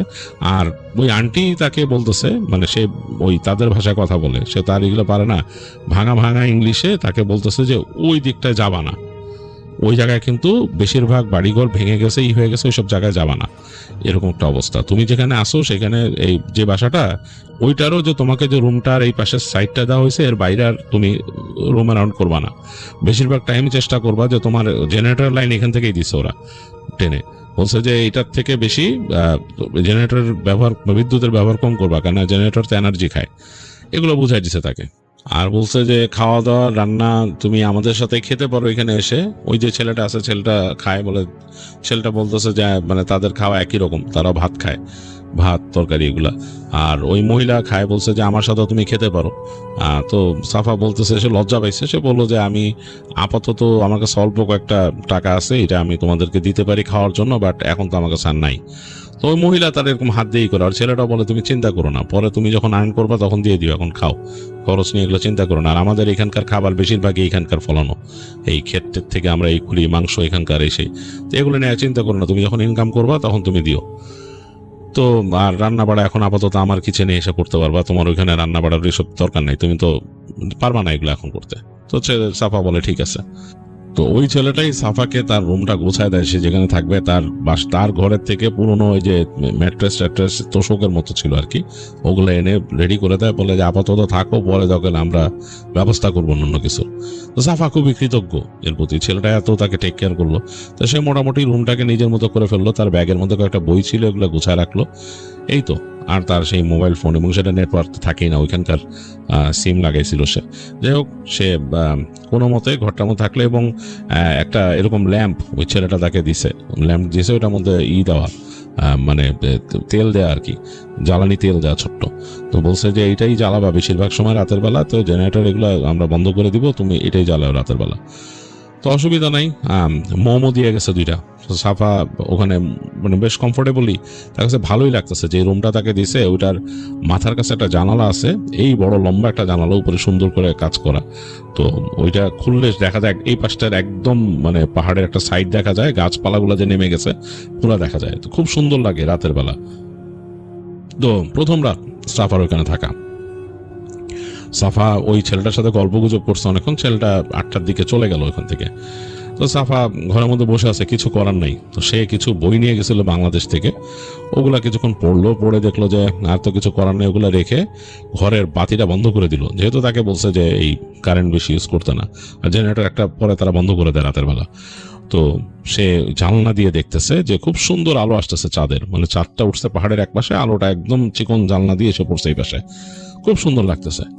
তো সে অনেকক্ষণ এরকম দাঁড়ায় থাকলো, জানলায় দেখলো প্রকৃতি, ভাবতেছে দেশের কথা। তার বোনের সাথে তাদের একটা মানে তার একটা জিদ আছে, মানে ওই সাফা কিন্তু একটু স্টাবন ছিল, এখন নাকি অনেকটাই অন্যরকম হয়ে গেছে। বলছে তখন সে খুব স্টাবন ছিল, মানে খুব জিদ্দি। সে তার বোনের সাথে জিদ করে বোনের সাথে যোগাযোগ করে না এখানে এসে। তো সে ভাবতেছিল যে বোনের সাথে কবে যোগাযোগ করবে, এইসব বিভিন্ন ভাবনা ভাবতেছে। তো একসময় চিন্তা করলো ঘুমায় যায়, কেন চোখটা একটু ভারী হয়ে আসতেছে। তো সাফা ওই তার রুমের দরজাটা লাগাই দিল ভেতর থেকে, এতক্ষণ খোলা ছিল, ওখানে মানে কেউ নাই তো আসলে কিছু নিয়ে যাওয়ার মতো, আর রুমের মধ্যে তেমন কিছু নাই, তো এতক্ষণ খোলাই ছিল। তো রুমের দরজাটা লাগায় সে শুয়ে পড়লো। বেশ ঠান্ডা ঠান্ডা কিন্তু ওয়েদার, ওখানে একটা চাদর গায়ের মধ্যে নিয়ে নেওয়া লাগে তখন, এরকম একটা পরিস্থিতি। তো সে শুয়ে আছে আর জানলাটা খোলা রাখছে, বাতাস আসতেছে মাঝে মাঝে, বেশ ঠান্ডা হয়ে যাচ্ছে ঘরের ভেতরে, খুব সুন্দর একটা ওয়েদার। তো সাফা ঘুমায় গেছে এবং ঘুমের মধ্যেই ছিল, হঠাৎ করে সে শব্দ পেয়েছে, খটখট খটখট খটখট করে শব্দ হচ্ছে একটা, মনে হচ্ছে কাঠ নাড়ালে যেরকম শব্দ হয় সেরকম। তো সে তার ঘুমটাই দূর থেকে মনে হচ্ছিল শব্দটা হচ্ছে খটখট খটখট খটখটের মতো শব্দ হচ্ছে, দূর থেকে শুনতেছিল এরকম। তো এটা আস্তে আস্তে যেহেতু তার ঘুম ভাঙতেছে, সে একসময় উঠে গেছে ঘুম থেকে। তো ঘুম থেকে উঠে সে দেখতেছে কোনো শব্দ নাই, চারিদিক নীরব। আবার হঠাৎ করে হলো খটখট খটখট খটখট করে শব্দ, কাঁপতেছে কিছু, কাঁপতেছে, কাঠের জিনিস যদি কেঁপে বাড়ি খায় কোনো কিছুর সাথে এরকম। সে ভয় পেয়ে গেছে, এখানে কি ভূমিকম্প হচ্ছে নাকি। সে জানে যে ইতালিতে বিভিন্ন জায়গা হয় ভূমিকম্প। তো সে লাফ দিয়ে উঠে বসছে, উঠে দেখেছে না চাঁদের আলো পড়তেছে ঘরের মধ্যে, আরো বেশ আলোকিত হয়েছে ঘরটা, ওই চিকন জানালা তো খোলা, বাতাস আসতেছে। তো চিন্তা হলো কি এরকম শব্দ করতেছে, তখন আবার শব্দ নাই, সে যখন খেয়াল করার চেষ্টা করতেছে আবার খটখট করে শব্দ হলো। তো সে বুঝতে পারলো যে তার যে রুমটা, তার রুম থেকেই কিন্তু এই পাশে একটা দরজা আছে, সেই দরজাটা লক করা, বন্ধ, এবং ওই বাসা ওই যে বাড়ির মূল আরেকটা এন্ট্রেন্স এটা আর কি।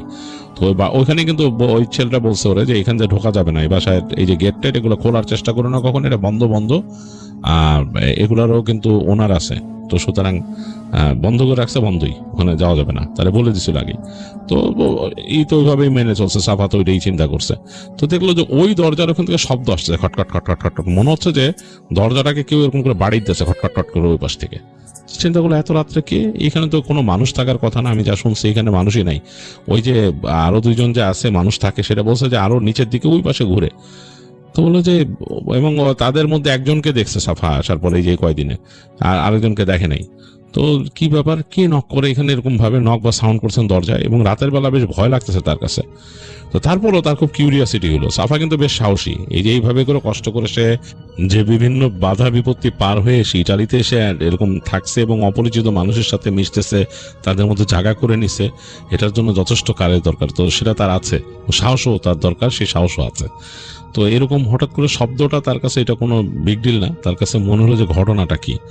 তো সাফা উঠে বসছে, ঘর তো অন্ধকার, জাস্ট চাঁদের আলো এসে ঢুকছে এরকম। সে আস্তে আস্তে করে ওই দরজাটার কাছে গেল। তো দরজাটা হচ্ছে 3টা সিঁড়ি ধাপ উপরে উঠে, ঘর থেকে 3টা সিঁড়ির ধাপ উঠছে, তারপর দরজাটা, এবং দরজাটার ওপর দিকটা হচ্ছে এরকম আর্চ শেপ, গোল, উপরে আর্চ শেপ, এরকম কাঠের, বেশ ভালো কাঠ, চকচক করে এরকম। এত পুরনো বাড়ি কেউ নাই, তারপরে কাঠটা এরকম চকচক করে। তো সে একদম দরজার কাছে চলে গেল, একদম যে দাঁড়াইছে দরজার কাছে। তো চিন্তা করতেছে যে আরেকবার শব্দ হলে সে এটা স্পর্শ করে দেখবে কি অবস্থা। চুপচাপ দাঁড়ায় আছে, এবং সে যেখানে দাঁড়াচ্ছে ওই জায়গায় কিন্তু অন্ধকার, আলো নাই। আলোটা হচ্ছে সে এখান থেকে তার পেছনে পড়ছে, চাঁদের আলো জানলা দিয়ে একদম একেবারে সুন্দর করে স্কাই লিকের মতো পড়ছে ফ্লোরে। একটু পরে আবার খটখট খটখট করে শব্দ হলো দরজায়। তো তখন সাফা সাথে সাথে দরজায় হাত দিছে। তো দরজায় হাত দেওয়ার সাথে সাথে শব্দটা বন্ধ হয়ে গেল, মিলাই গেল, শব্দ নাই। তো সাফা আস্তে এরকম চাপ দিল দরজায়, চাপ দিয়ে দেখে দরজাটা শব্দ করে খুলে গেছে, এবং বেশ পুরনো, এই যে পুরনো দরজা যে খুললে শব্দ হয়, জাস্ট ওরকম শব্দই হয়েছে, অতিরঞ্জিত না, শব্দটা এরকম ক্যাচ করে হয়েছে, পুরো খুলে গেছে যে। তো সাফা অবাক হলো, এবং তার কাছে কেন জানি মনে হলো এই দরজাটা খুলতে যতটুকু প্রেশার দেওয়া দরকার ছিল ততটুকু তার প্রেশার দেওয়া লাগে না, সে জাস্ট হাত দিয়ে এরকম টাচ করে ঠেলা দিছে, খুলে গেছে দরজাটা। মনে হয় যে অনেকটা পাওয়ার স্টিয়ারিং এর গাড়ি যেভাবে খুলে ওরকম, স্টিয়ারিং যেভাবে ঘুরে পাওয়ার স্টিয়ারিং ওরকম। তো সাফার বুকের মধ্যে ধক করে উঠছে, কারণ ওই পাশ থেকে সে এই যে দরজাটা খুলছে, দেখতেছে যে এই অন্ধকার, কিন্তু রুমের ভেতরে অন্ধকার, কিন্তু রুমের শেষ মাথায় আর একটা দরজা খোলা, এবং সেইখান থেকে উপরে মনে হয় ওইটার বাসার উপরে খোলা কোনো অ্যাট্রিয়াম বা কিছু আছে, ওইখান থেকে চাঁদের আলো এসে ওই দরজার সামনে পড়তেছে। ওইখান থেকে সিঁড়ি ঘুরে নেমে গেছে নিচে, একটা সিঁড়ি এরকম ঘুরে নিচে নেমে গেছে এখান থেকে দেখা যাচ্ছে খোলা দরজা দিয়ে ওই আলোতে, ওই উপরে যে কাচের উপর থেকে যে আলো আসছে এটা।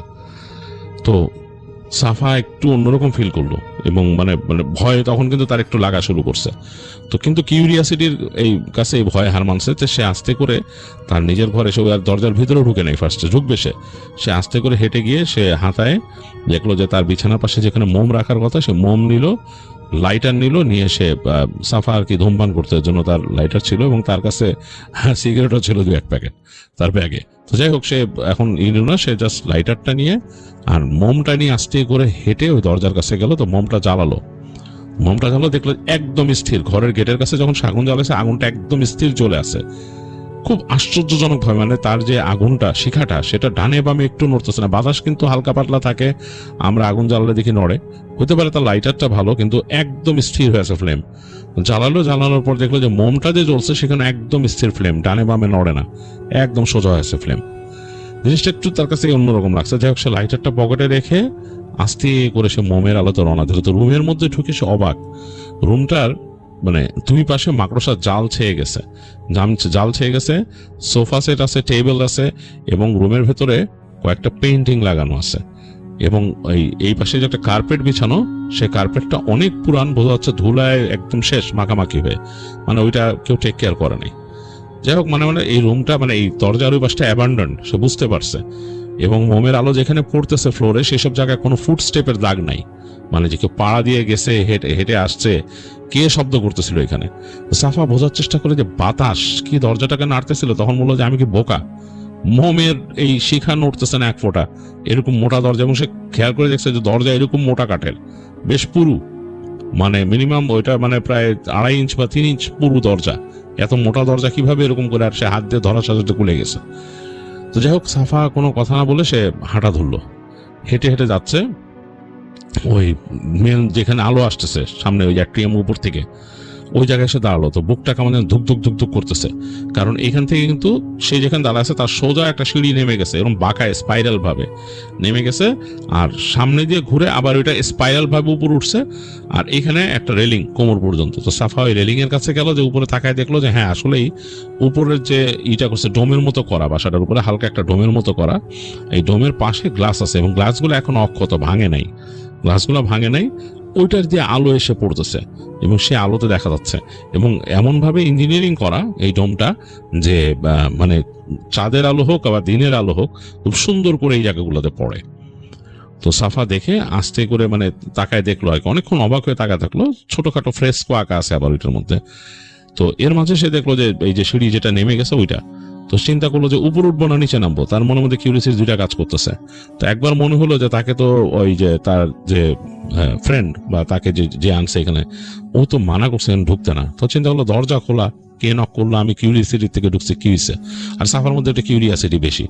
সে যখন নাকি বাড়িতে ছিল তখনও সে বন্ধুদের সাথে এদিক ওদিক যেত আর কি, ঘুরতে মুড়তে, যে কোনো জায়গায় একটু যদি শুনতো যে এখানে মানে একটু রহস্যময় কিছু আছে, সে যেত। যাই হোক, সে চিন্তা করলো যে আমি সিঁড়িতে নেমেই যাই, দেখি কি আছে, আর বাসাটা একটু ঘুরি কি অবস্থা। তো আস্তে করে মোমটা নিয়ে সে হাঁটা ধরলো। তো যখন হাঁটে তখনও দেখতেছে মোমের শিখা বেশ স্থির। এটা তার কাছে অবাক লাগতেছে যে হাঁটলেও তো একটা বাতাসের সাথে একটা হয়, কারণ ওখানে তো মুভিং না থাকলেও, মুভিং বাতাস না থাকলেও তো ওখানে বাতাস তো আছে, কিন্তু এই শিখাটা বেশ স্থির হয়ে আছে। খুব একটু অবাক লাগতেছে তার কাছে, এটা তার কাছে একটু মানে এরকম সে দেখে নেই। যাই হোক, সে সিঁড়ি দিয়ে নামা শুরু করলো। দেখতেছে পাথরের সিঁড়ি, পাথর দিয়ে করা কিন্তু সিঁড়িটা। তো আস্তে আস্তে আস্তে স্টেপ দিয়ে নামতে, স্পাইরাল মানে বাঁকানো, এরকম ঘোরানো সিঁড়ি। তো ঘুরে ঘুরে নামতে সে দেখলো যে একটা ফ্লোরে আসছে। সে বুঝতে পারলো যে তারা যেখানে উঠছিল ওইটা হয়তো বাসাটার গ্রাউন্ড লেন্থ, মানে বাসাটা যেখান থেকে করছে গ্রাউন্ড লেন্থ, কিন্তু এটা মনে হয় আন্ডারগ্রাউন্ড লেন্থ, মানে বাসার নিচের কোনো অংশ, এটা লাইক বেসমেন্টের মতো। এটা অনেক সময় ওই অঞ্চলে সেলার তৈরি হতো, ভাড়ার ঘর, সেখানে জিনিসপত্র রাখতো, ফসল টসল রাখতো, জিনিসপত্র শস্য রাখতো, বিভিন্ন রকম স্টোর জিনিস রাখতো, আর সেলারের মধ্যে তারা রাখতো, তাদের যে মদ এগুলো রাখতো আর কিরকম। তো ওই জায়গাটাও হয়তো এখানে আছে। তো দেখতেছে আসলে যা ভাবছিল তাই, এটা ইটস সেলার, মানে এখানে জিনিসপত্র রাখা হয় বিভিন্ন ভাড়ার মতো। সে দেখতেছে বিভিন্ন শেলফ রাখা, শেলফে কিচ্ছু নাই, শেলফগুলো ধুলা ধূসরিত। তো সাফা কাইন্ড অফ লাইক তার ইন্টারেস্ট হারায় ফেলাইতেছে, যেখানে নামলাম কেন, খামাখাই কিসের শব্দটা করতে গেছে, নাকি আমার শোনার ভুল। পরে চিন্তা করতেছে আমি তো মানে জেগে থাকা অবস্থায় শুনছি শব্দটা। সে যখন নাকি চিন্তা করছে সে ঘুরে চলে যাবে উপরে, কিন্তু এখানে কিছু নাই, কারণ শেলফ দেখলো ঘুরে ফিরে কয়টা। তখনই একটা শব্দ পাইলো যে সে যে রুমটার মধ্যে ঢুকছিল, মানে যেখানে শেলফ গুলা, সেটা হচ্ছে সিঁড়ি দিয়ে নেমে এসে সোজা ঢুকলে হাতের বাঁ দিকে এই রুমটা, কিন্তু ডান দিকে কিন্তু হেঁটে যাওয়ার আরেকটু রাস্তা আছে, তারপরে আরেকটা রুমের মতো এরকম বাঁ দিকে। তো ওইখান থেকে সেটা একটা শব্দ শুনলো, কেমন জানি কোনো মানুষ যদি ঢেকুর তুলে যেরকম শব্দ হয় ওইরকম একটা ঢেকুর তোলার মতো শব্দ, কেমন জানি মানুষের ঢেকুর তোলার মতো শব্দ। তো সাফা একটু ভয় পাইছে তখন যে এটা কে এরকম শব্দ করলো। পুরো মানুষের ঢেকুর তুললে মানে মানে পানি বা কোনো খাবার দাবার খেয়ে যেরকম ঢেকুর তুলে জোরে সেরকম একটা শব্দ। তো সাফা একটু ভয় পাইছে, সে আস্তে আস্তে করে ওই রুম থেকে বের হয়ে সে মোমটা নিয়ে আরেকটু সামনে গেছে, মানে পাশের রুমের দিকে যেখান থেকে শব্দটা আসছে। তখন কেমন একটা শব্দ শুনতেছে যে মানুষ গলার ভেতর দিয়ে যেরকম শব্দ করে অনেক সময় গলায় বা পানি টানি আটকাইলে বা গড়গড়ি করলে যেরকম শব্দ করে ওরকম। সে মোমটা নিয়ে ওখানে দাঁড়ায় দেখতেছে যে এই যেখানটা দাঁড়ানো সেইখানে অনেকগুলা শেলফ রাখা, এই শেলফগুলা বেশ লম্বা লম্বা এরকম, এবং সেখানে অনেক বোতল রাখা আছে, হ্যাঁ সম্ভবত এগুলো ওয়াইনের বোতল। এবং একটা দরজা, মানে ওই যে শেলফগুলা যে রুমটা সেটার ওই পাশে একটা দরজা, এবং দরজাটা খোলা, এরকম দরজাটা খোলা এবং ওই ভিতর থেকে মনে হচ্ছে শব্দটা আসতেছে। তো তখন সাফা মনে করলো এখানে কি কোনো মানুষ আছে নাকি, মানে কেউ কি থাকে এখানে, মানে যে শব্দ শুনতেছে মনে হচ্ছে কোনো মানুষ মানে গড়গড় করতেছে বা বমি করতেছে এরকম শব্দ আর কি, মানে কেমন জানি গলা দিয়ে একটা বিচ্ছিরি শব্দ করতেছে। আর সে বুঝলো যে এইখানে বোতলগুলো সে দেখলো, বুঝলো যে এগুলো ওয়াইনের বোতল, এবং তার এই মোমের যে হালকা আলো এখানে রিফ্লেক্ট করতেছে সেটাতে সে বুঝতেছে যে এই বোতলগুলোর মধ্যে লেবেল লাগানো, মানে উপরের যে সিল করা, বুঝতে পারতেছে সে এই বোতলের উপরে সিলগুলোর মধ্যে সোনালী কালারের এরকমই দিয়ে মোটা মানে কি স্টিকারের মতো দেয়া, এগুলো বুঝতেছে সে যেগুলো পুরো ইনট্যাক্ট বোতল ওয়াইনের। তো সাফা যখন নাকি মানে এগুলো দেখছে আর ওখানে শব্দ পাচ্ছে মনে করছে কোনো মানুষ থাকে, তো তার মোমের আলো কিন্তু হালকা যাচ্ছে অন্ধকার ঘরের দরজার কাছে। তো সে করলো কি আরেক পা সামনে গিয়ে সে ইংরেজিতে জিজ্ঞেস করলো, হ্যালো ইজ এনিওয়ান দেয়ার, এভাবে জিজ্ঞেস করছে। সে যদিও জানে যে এখানে যদি কোনো ইটালিয়ান মানুষ থাকে, নর্মালি বেশিরভাগ মানুষ ইংরেজিতে কথা বলে না, তাদের ইটালিয়ান ভাষায় কথা বলে। ওর তো আসলে খুব একটা নেই, সে একটু জিজ্ঞেস করছে এবং স্বতঃস্ফূর্তভাবে তার মুখ থেকে এটাই বেরিয়েছে ইংলিশে। তো ওই সময় দেখলো কেমন যেন ভৌ করে শব্দটা চেঞ্জ হলো, মনে হলো যে কেউ শব্দটা আরো জোরে করলো। তো সে কোনো উত্তর না দিয়ে আরো এক পা সামনে গেছে সাফা দেখার জন্য ব্যাপারটা কি। তো তার মনে একটাই আছে, তাকে যদি কেউ জিজ্ঞেস করে সে বলবে যে তুমি এখানে কে, আমাকে তো এখানে একজন পারমিশন নিয়ে থাকার ব্যবস্থা করেছে, তুমি এইখানে কে এই বাড়িতে, সে জিজ্ঞেস করবে উল্টা। সাফা চিন্তা করতেছে। তো সাফা আরেকবার যখন এগোইছে হঠাৎ করে তার কাছে মনে হলো তার যে মোমবাতির আলোটা ওই রুমে ঢুকছে, ওইখানে রুমের ভেতরে একটা আবছা অবয়বের মতো এরকম দরজার এই পাশে উকি দিল। সে পুরো বুঝতে পারছে যে চুল, মাথার মধ্যে চুল আছে, ঘাড় পর্যন্ত হয়তো চুল এরকম কালো, কিন্তু অবয়বটা বোঝা যাচ্ছে কালো একটা অবয়ব, চেহারা দেখা যাচ্ছে না, ঘাড় পর্যন্ত চুল এবং চুলগুলা বোঝা গেছে। এরকম কাজ করছে যে দরজার এই পাশ থেকে মাথা দেখার জন্য, সাফাকে দেখার জন্য। তো সাফার মোমের আলোটা হালকা করে ওই অন্ধকার অবয়বটার দিকে পৌঁছাইছে। ওই অবয়বটা আরেকটু সামনে আসলো দরজার কাছে, মুখটা আনছে। সাফা দেখলো যে এরকম দুইটা চোখ দপদপ করে জ্বলতেছে আর ঠোঁটের কাছটা এরকম লাল। মানে সাফাকে দেখে মুখটা হা করে এরকম করে একটা ভঙ্গি করছে 1 সেকেন্ডের জন্য, এবং মনে হলো একটা নিঃশ্বাসের মতো ছাড়লো হা করে। এটা বাতাসটা একদম আসলো সাফার গায়ে লেগে গেছে, বাতাসটা মনে হচ্ছে যে একটা গরম বাতাস তার গায়ের মধ্যে লাগছে, এবং একটা অন্যরকম স্মেল, মনে হচ্ছে অনেকটা ওই মদ, পচা মদ বা মদ খুললে যেরকম হয় যেরকম একটা গন্ধ আসে ওরকম একটা পচা গন্ধ চারিপাশ থেকে, কেমন জানি কটু টক টক গন্ধ, এবং গরম বাতাস তার গায়ের উপর চলে গেল সাফার, এবং সাথে সাথে সাফার হাতের মোমবাতিটা নিভে গেছে ওই বাতাসেই। সাফা একেবারে ফ্রিজ হয়ে গেছে, সে আসলে নড়বে নাকি কি করবে সে আসলে পুরা মানে তার কোনো আর মানে নাই, বোধ নাই। সে 1 সেকেন্ড ওখানে চুপচাপ দাঁড়ায় ভাবার চেষ্টা করলো কি দেখছে সে। এরপর সে শব্দ পেল, মনে হলো তার দিকে ওখানে কেউ এগোয়ে আসতেছে। এই যে ফ্লোরের মধ্যে পা ফেলতেছে সে সব থপ থপ শব্দ পাচ্ছে। তো সাফা একবার চিন্তা করছে যে এইটা কি, চেহারা তো এরকম কোনো মানুষ আর হয় না, আসলে কোনো কিছুর সাথে মিলতেছে না, মানে ধরনও মিলতেছে না। তো সাফা দৌড় দিল ঘুরে, মানে 1 সেকেন্ডের মধ্যে সে ঘুরে দৌড় দিছে, দৌড় দিয়ে ওই দরজা থেকে বের হয়ে গেছে, মানে বের হয়ে ডান দিকে সে জানে, ডান দিক থেকে আর শরীর থেকে দৌড়াইলো। দৌড়ায় সে এই যে দরজা দিয়ে বের হয়ে সামনে আসে, দেখতেছে যে ওইখানে সেই আলোকিত জায়গাটা যেখানে সিঁড়ি উঠে গেছে, উপর থেকে অ্যাট্রিয়ামের আলো পড়তেছে। সে যখন দৌড় দিয়ে ওই দরজা দিয়ে বের হয়ে যাবে তখন সে একদম স্পষ্ট বুঝলো তার কাঁধে কেউ হাত রাখছে, এবং তার কানের কাছে সে একটা নিঃশ্বাস পেল মনে হলো যে কেউ নিঃশ্বাস ছাড়ছে কানের কাছে, এবং সেই যে বাজে স্মেলটা। তো সাফা ভয়ে চিৎকার করে উঠছে, ভয়ে চিৎকার করে উঠে সে মানে ধোয়া পড়তে পড়তে, মানে তার মুখ দিয়ে অটোমেটিকলি ধোয়া বেড়ে গেছে, সে দৌড়াচ্ছে সিঁড়িতে উপর দিকে ওঠার জন্য, এবং দৌড়াইতেছে। তার কাছে কেন জানি মনে হচ্ছে সে যত দৌড়াচ্ছে তার মানে উপর দিকে সে আর উঠতেছে না, এবং সে আসলে যে বুঝতে পারলো মনে হচ্ছে যে সিঁড়ির মধ্যে সে একটা যে পা ফেলতেছে সিঁড়িটা সে বেয়ে উঠতেছে না, এরকম লাগতেছে। তো সে তখন জোরে জোরে মানে দোয়া পড়া শুরু করছে, জোরে জোরে দোয়া পড়তেছে, এবং এক পর্যায়ে সে দেখলো যে হ্যাঁ সিঁড়িতে উঠে গেছে। উঠে যে সে একদম ওই যে তার যে একতলা সেটার সামনে, এবং ওই যে ফাঁকা রুম একটা, সে রুমের কাছে, ওই রুমের মধ্যে মনে হচ্ছে কেউ দাঁড়ায় আছে রুমটার ভেতরে, এবং মানে পুরা সে অবয়বটা বুঝতে পারতেছে যে একটা অবয়ব রুমের মধ্যে দাঁড়ায় আছে। তো সাফা ভয় ছোটে এমন একটা পজিশনে পৌঁছাইছে যে তার কিছু করার নাই, সে ওই রুমের ভেতরেই দৌড় দিল ওই অবয়বটা দেখার পরও, কারণ সে দেখতেছে যে তার যে রুমের দরজাটা খোলা ওইখানে। তো সে এক দৌড়ে যে ওই দরজার ওই পারে পড়ছে, এবং দোয়া জোরে জোরে পড়তেছে। পড়ে সে আবার দেখলো যে দরজাটা যেহেতু খোলা, সে দৌড় দিয়ে যে দরজাটা জোরে টান দিল। তো এই দরজা যখন ব্যাক করে মানে লাগছে, তখন মনে হলো অনেক ওজন। সাফা বুঝলো যে অনেক ওজন, সে আগে যে হাত দিয়ে টাচ করার সাথে সাথে খুলে গেছে সেরকম না, অনেক ওজন। এসে ঠাস করে লাগলো, দ্রুম করে শব্দ হলো, একটা ভয়ঙ্কর ব্যাপার। তো সাফা ওই রুমের মধ্যে আর থাকলো না, সে ওই অন্ধকারেই তার ঘর থেকে বের হয়ে দৌড়াচ্ছে, দৌড়ায় নামছে, নেমে সে ওই সিঁড়ি দিয়ে ঘুরে ওই যে তার আন্টি রাখতো ওই ছেলেটা, ওদের রুমে যে ছেলেটা যেখানে থাকে আর কি, ওই রুমের কাছে যে সে দরজা মানে কিল মারা শুরু করছে তার। ছেলেটা দরজা খুলে বেরোলে কি হয়েছে? তো সে বললো যে মানে ঘুম ঘুম চোখে, মানে একটু মানে অদ্ভুত। সাফা বলতেছে যে আমি ভয় পাইছি। বলে কিভাবে ভয় পাইছো? তো সাফা তাকে বোঝানোর চেষ্টা, তাদের ভাষাগত এত নাই। তো যাই হোক, সে বোঝানোর চেষ্টা করলো যে সে এরকম রুমের মধ্যে অটোমেটিক দরজা খুলে গেছে, তাকে যতটুকু বলে বুঝাইতেছে সে যেরকম দরজা খুলে গেছে এরকম। তো ছেলেটা এরকম মাথা নাড়তেছে তাকে, বলে আচ্ছা ঠিক আছে। তার আগে ডাকলো, তার রুমে নিয়ে বললো যে ওই পাশে শুয়ে থাকো, রাতে শুয়ে পড়ো, থাক, এখন আর করার দরকার নেই। যাই হোক, সাফা ওই দিন রাতে কোনো মতে ভয়ে ভয়ে রাত কাটাইছে, এবং সে খুব ভয় পাইছে বাকি রাতটা। তো দিনের বেলা ছেলেটা তাকে জিজ্ঞেস করতেছে যে কি হয়েছিল।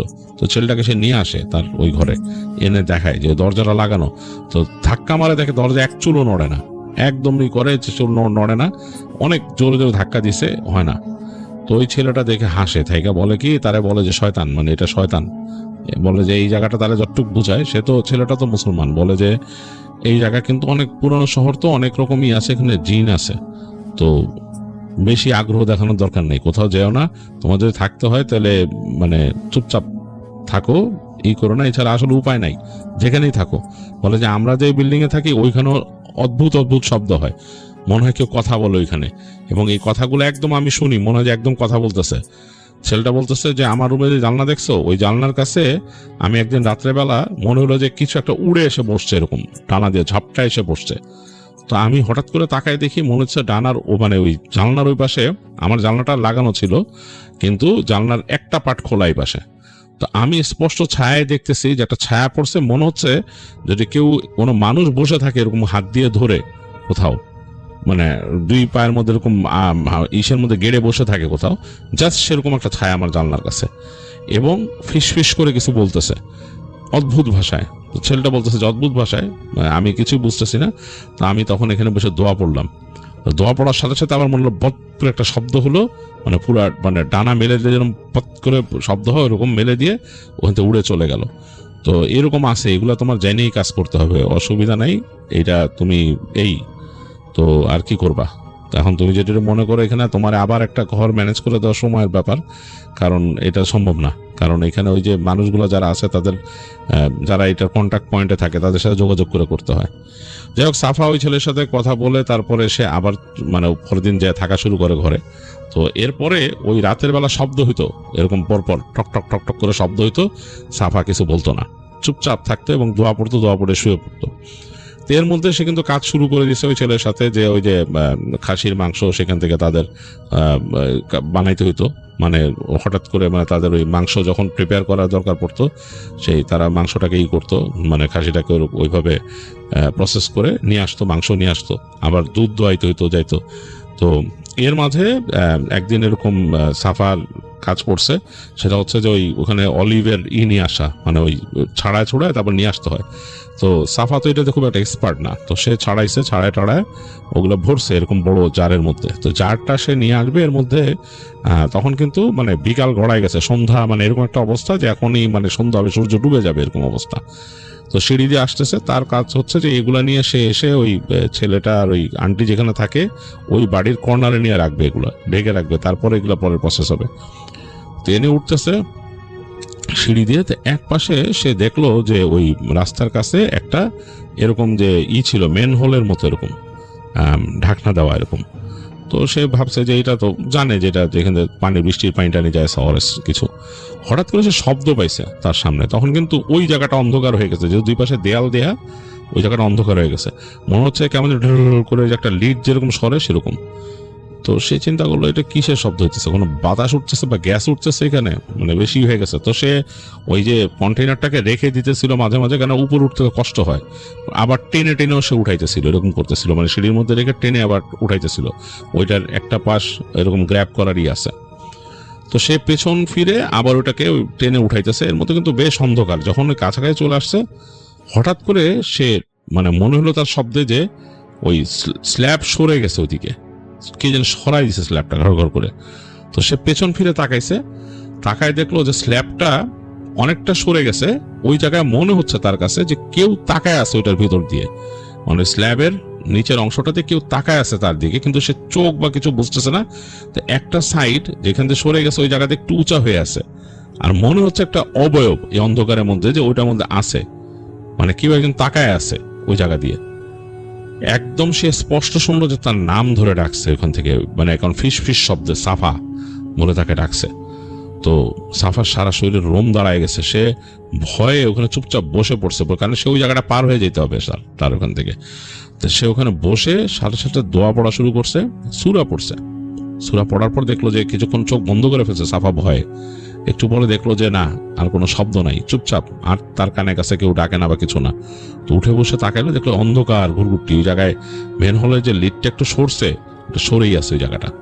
এখন কিছু করার নাই, ও দোয়া পড়তে পড়তে ওখান থেকে ওই অলিভের ওইটাকে টেনে উঠে সে একদম ধরে উঁচা করে দোয়া পড়তে পড়তে ওইটাকে সামনে ধরছে ভয়ে। তারপর সে আস্তে আস্তে করে হেঁটে সাইড হয়ে আসলো, এসে যখন নাকি ওই ছেলেটার ওইখানে আসলো, নাম ধরে ডাকা শুরু করছে জোরে জোরে। ছেলেটা আসার পর সাফা বললো যে এরকম ব্যাপার, এরকম আমি শব্দ পাইছি, এরকম হয়েছে। তো ছেলেটা বলে যে তোমার তো ভালোই পাইছে মনে হয়, তাহলে এখানে মহিলা কেমনে থাকবা, এর তো মানে খুবই কঠিন। তো সাফার মন খুব খারাপ হয়ে যায়, কারণ সে সাস্টেন করবে কিভাবে এরকম হইলে। সে ওগুলো রাখছে, বাসায় যে যাবে তার ভয় লাগতেছে একদম। তো ছেলেটা বলছে আসো তোমার পৌঁছায় দিই, কিন্তু তোমার প্রতিদিনই আমার পৌঁছায় দিতে হবে বলে হাসতেছে। সে বলে তোমার বিশ্বাস করতেছো না? ছেলেটা বলে যে আমি তো দেখি না এরকম, আমি ওইটা দেখছি একবার এরকম, বাট এরকম এই জায়গায় মেন হল কোথায়? তো ছেলেটা বলে আসো চলো যাই। ছেলেটার হাতে একটা ফ্ল্যাশ লাইট ছিল, সে হেঁটে ওই অন্ধকার রাস্তা দিয়ে আসতেছে। এসে দেখে ছেলেটা মানে হঠাৎ করে এখানে মানে পড়ে উঠছে, সে মানে আউযুবিল্লাহ পড়ে উঠছে, বসে আসলেই দেখে যে সে মেন হলের সরানো এখানে। বলে এটা কেমনে? তো ছেলেটা গেল যে সে ও নিজেই, ছেলেটা হাত দিয়ে জোরে বলে যেটা সরাইতেও তো কষ্ট হইতেছে, স্ল্যাবটা এত শক্ত, ধাক্কা দিয়ে এটা বসাই দিল জায়গা মতো, বসাই দিয়ে বললো যে তুমি দোয়া পড়ে শুবা সাফা, আর তোমার কি কেউ নাই? এভাবে তাকে জিজ্ঞেস করছে। বলে মনে হইতেছে তোমার উপরে মানে এখানে কোনো একটা নজর পড়ছে বা কিছু, তোমার কি কেউ নাই?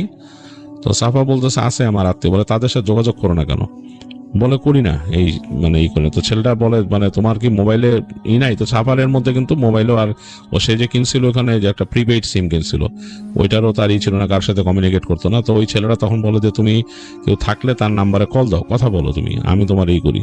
তো দেখতে যে ওই তাদের মোবাইলে ওই তখন এরকম 2 দাগের মতো নেটওয়ার্ক আছে। তো হাঁটলে ওই ছেলেটার সাথে যে এক জায়গায় বসে দেখলো যে হ্যাঁ নেটওয়ার্ক একটু আছে। ওই ছেলেটা বললো যে তুমি কল দাও। তো সাফা বললো যে আমি কল দিব, এটা তো মনে হয় এখান থেকে লং ডিস্টেন্স হবে, ওগুলা তুমি পরে চিন্তা করো, তুমি কল দাও। তো সাফা বসে তার মোবাইল বের করে সে তার নাম্বার নিয়ে, বোনের নাম্বার নিয়ে, মানে খুব ইতস্তত করতে করতে, বোনরে সে কল করে না একদিন, তার ভিতরে জিদ, সে কল দিল। তো দেওয়ার পরে তার রিং বাচ্চা, তো বোন ধরছে, সে ভয় পেয়েছিল অপরিচিত নাম্বার দেখে বোন ধরে কিনা বা এরকম। ধরছে, ধরার পর সে বোনরে বললো, বোন নাম ধরে বললো। তো বোন তো খুব আবেগ আপ্লুত হয়ে গেল, কান্না করে দিল ফোনে। তো বললো যে আমি এরকম আছি অমুক জায়গায়, এরকম সমস্যা। তো সাফা পুরো হাল ছেড়ে দিচ্ছে, সে তার বোনের উপর সব মানে ছেড়ে দিচ্ছে, যে এখন তার বোন তাকে এখান থেকে কিভাবে কি করবে সে আর কিছু চিন্তা করতে পারতেছে না। তো বোন বলল যে ওখানে কার সাথে আসিস, কি ব্যাপার? তো সে ওই ছেলেটার বললো যে অমুক আমার খুব ভালো একজন বন্ধু, ওর সাথে আসি। তো ফোনটা দেয়, তো ওর বোন ওই ছেলেটার সাথে কথা বলে। ওই ছেলেটাও কিছুটা ইটালিয়ান শিখছে, সাফার বোন ইটালিয়ান ভাষা কথা বলতে পারে। যা কথাবার্তা বলে বলল যে সাফাকে আবার ফোন দিল, বলল যে তুই এখানে থাক, 2 দিনের মধ্যে তো দুলাবাড়িতে ব্যবস্থা করতেছি। তো যাই হোক, ফোন রেখে পর সাফা তো মানে মনও খারাপ আবার খুশিও, ছেলেটা খুব হ্যাপি। বললো যে তোমার বোন খুব ভালো, তোমাকে নিয়ে যাবে, তোমার যেহেতু বোন আছে তুমি কেন বোনের সাথে যোগাযোগ করো না, এরকম কষ্ট করতে গেছো এই সেই। আমার তো এখানে কেউ নাই দেখে আমি এখানে থাকছি এক সময়, এখন ওই আন্টিরে পাইছি, আন্টি আমার খুব আপন। যাই হোক, আমার মায়ের মতো তিনি, এরকম বুঝাইছে আর কি। তো বোঝানোর পরে তারপর সাফাকে নিয়ে আসে, এনে তা বলে যে তুমি আজকে আর তাহলে এখানে থাকো না। সাফা বলে যে না, আমি আজকে ওই রাত্রে ওই বাসায় থাকবো, মানে আমার রুমেই থাকবো, টেনশন করো না, চিন্তা নিও না।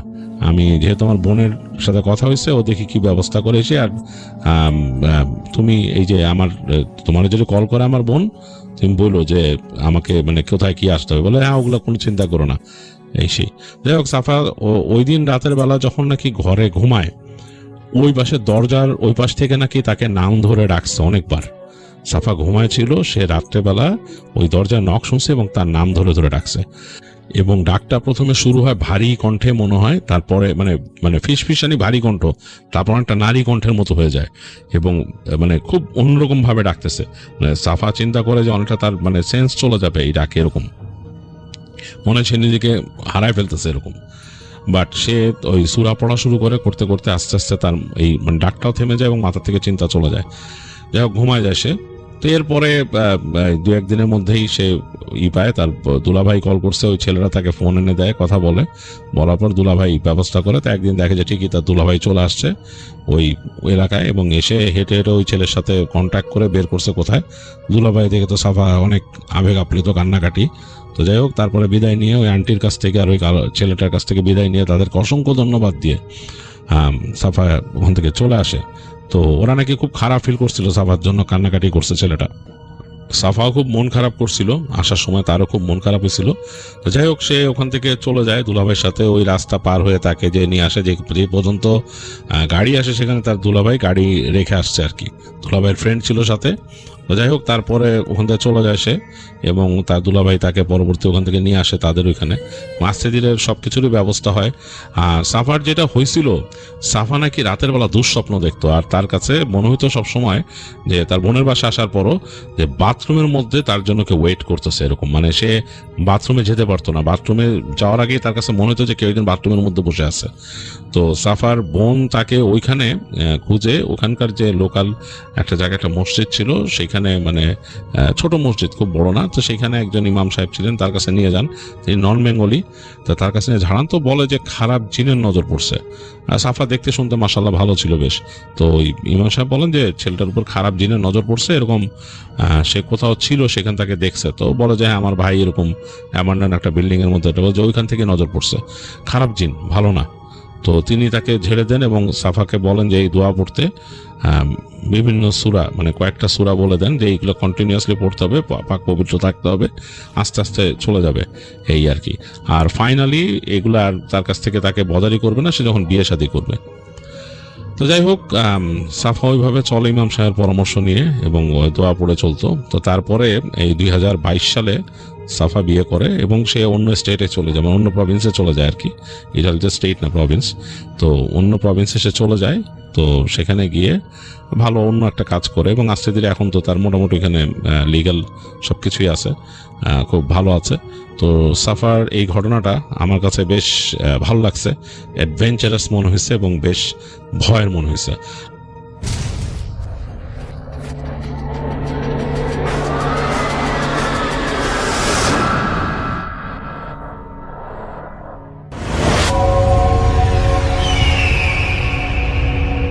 আসসালামু আলাইকুম রাসেল ভাই, আসসালামু আলাইকুম লিসেনার্স, আশা করি সবাই ভালো আছেন। আপনারা অনেকেই মর্গের ঘটনা শুনতে চান, তো দেরি না করে আমি সরাসরি ঘটনাতে চলে যাচ্ছি। তবে সঙ্গত কারণে আমি হসপিটালের নামটি বলতে পারছি না বলে আন্তরিকভাবে দুঃখ প্রকাশ করে নিচ্ছি। শুধু বলবো এটি ময়মনসিংহ বিভাগের কোনো একটি জেলার ঘটনা। সময়টি ছিল 1998 সাল। ওই হসপিটালের মর্গের যিনি দায়িত্বে ছিলেন, ইনি কিন্তু ডোম নন, জাস্ট দায়িত্বে ছিলেন। তো উনি সাধারণত যে লাশগুলো মর্গে আসতো সেগুলোর হিসাব রাখতেন, তার নাম পরিচয়, যদি বেওয়ারিশ হতো সেটার হিসাব রাখতেন, এবং প্রয়োজন অনুযায়ী মর্গ থেকে লাশটা কোথায় যাবে সেটার হিসাব রাখতেন। সেটা কখনো মেডিকেলের মানে স্টুডেন্টদের কাছে চলে যেতে পারে, কখনো সেটি বেওয়ারিশ হিসাবে দাফন হয়ে যেতে পারে, বিভিন্ন কারণে সেটা চলে যেতে পারে, সেই হিসাবটি তিনি রাখতেন। তো উনি টানা 3-4 দিন খুব অসুস্থ থাকেন, যার কারণে উনি ডিউটিতে যেতে পারছিলেন না। আবার সময়টাও এমন একটা সময় ছিল যখন রোজার ঈদের সময় চলে আসে, ডাক্তার, নার্স অনেকেই ছুটিতে চলে যান। তো যেহেতু ওনার ডিউটি কেউ যে একটু করে দেবে সেই ধরনের কোনো লোককেও পাওয়া যাচ্ছিল না, তো এই কারণে মানে খুবই নিরুপায় হয়ে ওনার ছেলেকে বলেন যে তুমি আপাতত একটু রাত্রে গিয়ে তুমি একটু জাস্ট খালি মর্গের সামনে আমি যেই টেবিলটাতে বসি সেই টেবিলটাতে একটু বসে থাকবে, আর কিছু না, জাস্ট মানে একটু বসে থাকার জন্য বসে থাকা আর কি। তো যিনি বেসিক্যালি মর্গের দায়িত্বে ছিলেন ওনার নাম ছিল নারায়ণ পারই এবং ওনার ছেলের নাম ছিল নিতাই পারই। তো নারায়ণ পারই দীর্ঘদিন মর্গের দায়িত্ব থাকার যেহেতু দায়িত্ব ছিলেন, কিন্তু মজার বিষয় হলো মর্গে অনেক সময় অনেক ঘটনা ঘটে, কিন্তু নারায়ণ পারইয়ের সাথে কোনো ধরনের কোনো ঘটনাই ঘটেনি এবং উনি কোনো তেমন কিছু শুনতেনও না। যার কারণে উনি যখন ওনার পরিবারের সাথে শেয়ার করতেন যে এতদিন মর্গে আমি দায়িত্ব পালন করছি, কিন্তু অনেকের সাথে অনেক জিনিস ঘটে, কিন্তু আমার সাথে এখন পর্যন্ত কোনো ঘটনা ঘটেনি। যার ফলে ওনার ছেলে নিতাই পারই উনিও চিন্তা করেছেন যে এটার কি ব্যাপার, আমার বাবার সাথে তো কখনোই কোনো জিনিস ঘটেনি, তো স্বাভাবিকভাবে এটা জাস্ট একটা মনের ভুল, মানুষ একটু হয়তো মনে ভয় পায়, মনে মনে একটু ভয় পায়, যার কারণে ওই ভয়ের জিনিসটাই সে হয়তো বা সামনে দেখে। তো নিতাই পারই ওই চিন্তাই করেন। নিতাই পারও সে কলেজে লেখাপড়া করতো, ফার্স্ট ইয়ার স্টুডেন্ট ছিল, তবে ফার্স্ট ইয়ার স্টুডেন্ট থাকলেও সে বেশ উঁচু লম্বা এবং বেশ সাহসী একজন ছেলে ছিল আর কি। তো যেহেতু হসপিটালে তেমন কেউ ছিল না, আর মর্গের সাইডটা নিয়ে আসলে মানুষের অত মাথাও কেউ ঘামায় না, যে কে ডিউটিতে আসলো কে না আসলো অতটা মাথাও ঘামায় না, যার কারণে সে বাবা যেহেতু অসুস্থ ছিল সে রাজি হয় সেখানে, মানে এক রাতের জন্যই তো যাওয়া। সময়টা ছিল ঠিক রোজার ঈদের পরের দিন, যখন মোটামুটি খুব শুনশান নীরবতা, হসপিটালের রোগীর সংখ্যাও কম, ডাক্তার নার্সের সংখ্যাও কম ছিল। তো ওই রাত্রে নিতাই পারই সে তার বাবা যেই টেবিলে বসে সেই টেবিলে বসে জাস্ট একটু বসে থাকার জন্য বসে থাকা আর কি, সে বসেছিল। তো সন্ধ্যার দিকে কিন্তু একটি লাশ আসে, লাশটি দুর্ঘটনায় মৃত্যুবরণ করেছে বলে তাদেরকে বলা হয়, এবং ওই লেজার বুকে সেটা এন্ট্রিও করা হয় যে একটি দুর্ঘটনা। তো না মানে নিতাই পারই যখন ডিউটিতে গিয়েছে সে কিন্তু তখন কোনো লাশ ঢুকতে দেখেনি, মানে সে যাওয়ার আগেই লাশটা আসলে এন্ট্রি হয়েছে। তো সে ওই লাশের চেহারা দেখেনি, দরজা বাইরে থেকে লক করা ছিল এবং সে দরজা থেকে আরো বেশ দূরে সে বসেছিল। রাত যখন 1টা বা 1:30টার দিকে, তখন হঠাৎ নিতাই পারই মর্গের মধ্যে ধপাস করে একটা শব্দ শোনে, মনে হচ্ছে উঁচু থেকে কোনো জিনিস বা উঁচু থেকে ভারী কোনো জিনিস ধপাস করে মাটিতে পড়েছে বা ফ্লোরে পড়েছে। তখন নিতাই পারই চিন্তা করে কি ব্যাপার, মর্গের ভিতর হঠাৎ এমন শব্দ হলো কেন।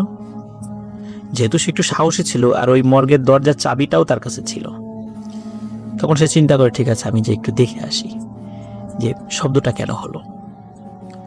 নিতাই পারই আস্তে আস্তে আস্তে আস্তে দরজার কাছে যায়, খুলবে কি খুলবে না সে একটু দ্বিধাগ্রস্ত হতে থাকে যে খুলবো কি খুলবো না।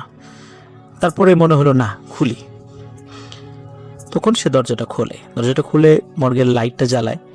মর্গে বেসিক্যালি ওই সময় তেমন কোনো লাশ ছিলও না, 1-2টা লাশ ছিল। তো নিতাই পারই সে দেখলো লাইটটা জ্বালানোর সাথে সাথে যে একটি লাশ নিচে পড়ে আছে এবং স্ট্রেচার যে পাশে যে থাকা যে স্ট্রেচার সেই স্ট্রেচারটি ফাঁকা। আসলে নিতাই পারই বুঝতে পারছিল না, কারণ হচ্ছে সে যখন ডিউটিতে এসেছে বাবার স্থলাভিষিক্ত হয়ে, তখন তো সে কোনো লাশকে ঢুকতে দেখেনি। সে শুনেছে যে সে আসার আগে একটা লাশ ঢুকেছে, সেটা কি মাটিতেই রাখা নাকি স্ট্রেচারে রাখা এই বিষয়ে তো তাকে কিছু বলা হয়নি।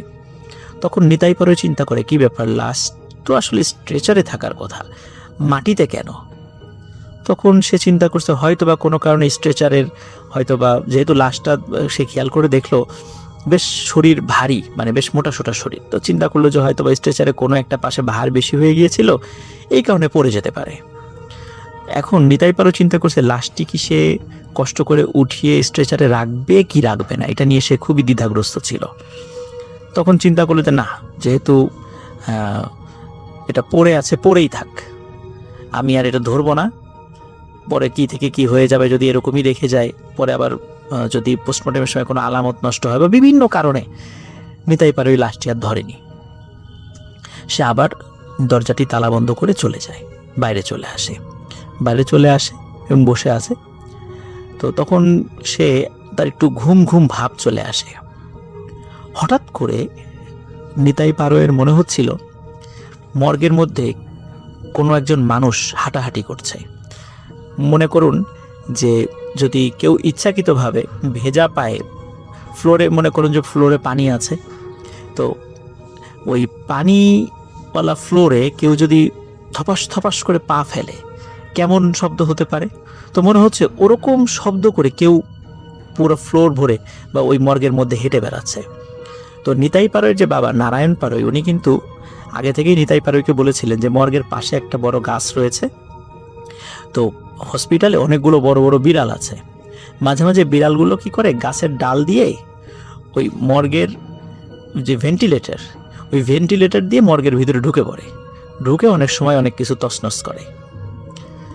তো নিতাই পারোই চিন্তা করেছে হয়তো বা এমন কিছু হতে পারে, কোনো বিড়াল ঢুকেছে, এই জন্য সে শুরুর দিকে বিষয়টা এত পাত্তা দেয়নি।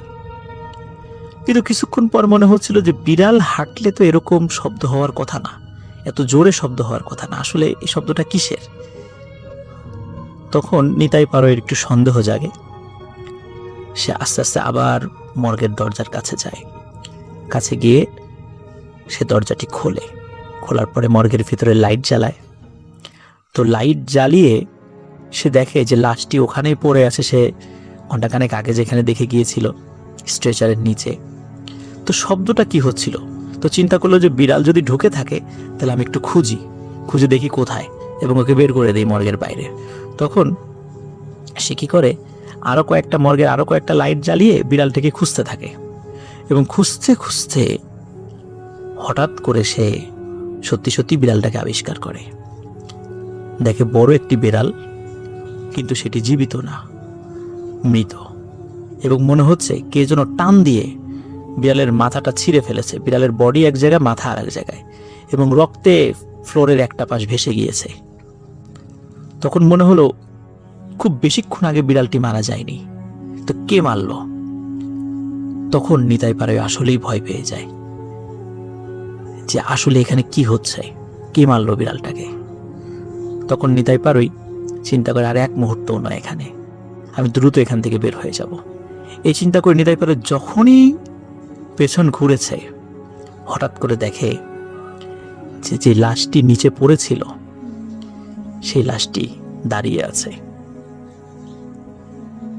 এই দৃশ্য দেখে নিতাই পারোই প্রচন্ড শব্দে একটি চিৎকার দিয়ে দরজার দিকে যেতে থাকে, কিন্তু দরজা পর্যন্ত যাওয়ার আগেই নিতাই পারোই সেন্সলেস হয়ে পড়ে যায়। পরের দিন সকালবেলা যখন হসপিটালে অন্যান্য লোকজন আসে, দেখে মর্গের দরজা খোলা এবং ভিতরে নিতাই পারোই পড়ে আছে। সবাই নিতাই পারোয়ের জ্ঞান ফেরানো হয়, সবাই চেষ্টা করে নিতাই পারোয়ের জ্ঞানটি ফেরানোর জন্য। নিতাই পারোয়ের জ্ঞান ফেরে, জ্ঞান ফেরার পরে নিতাই পারোই সব ঘটনা খুলে বলে। তো অদ্ভুত ব্যাপার যে নিতাই পারোয়ের বর্ণনা অনুযায়ী লাশটি স্ট্রেচার থেকে নিচে পড়েছিল, কিন্তু আসলে সবাই এসে দেখে লাশটি কিন্তু স্ট্রেচারের উপরেই ছিল, লাশটি আর নিচে ছিল না।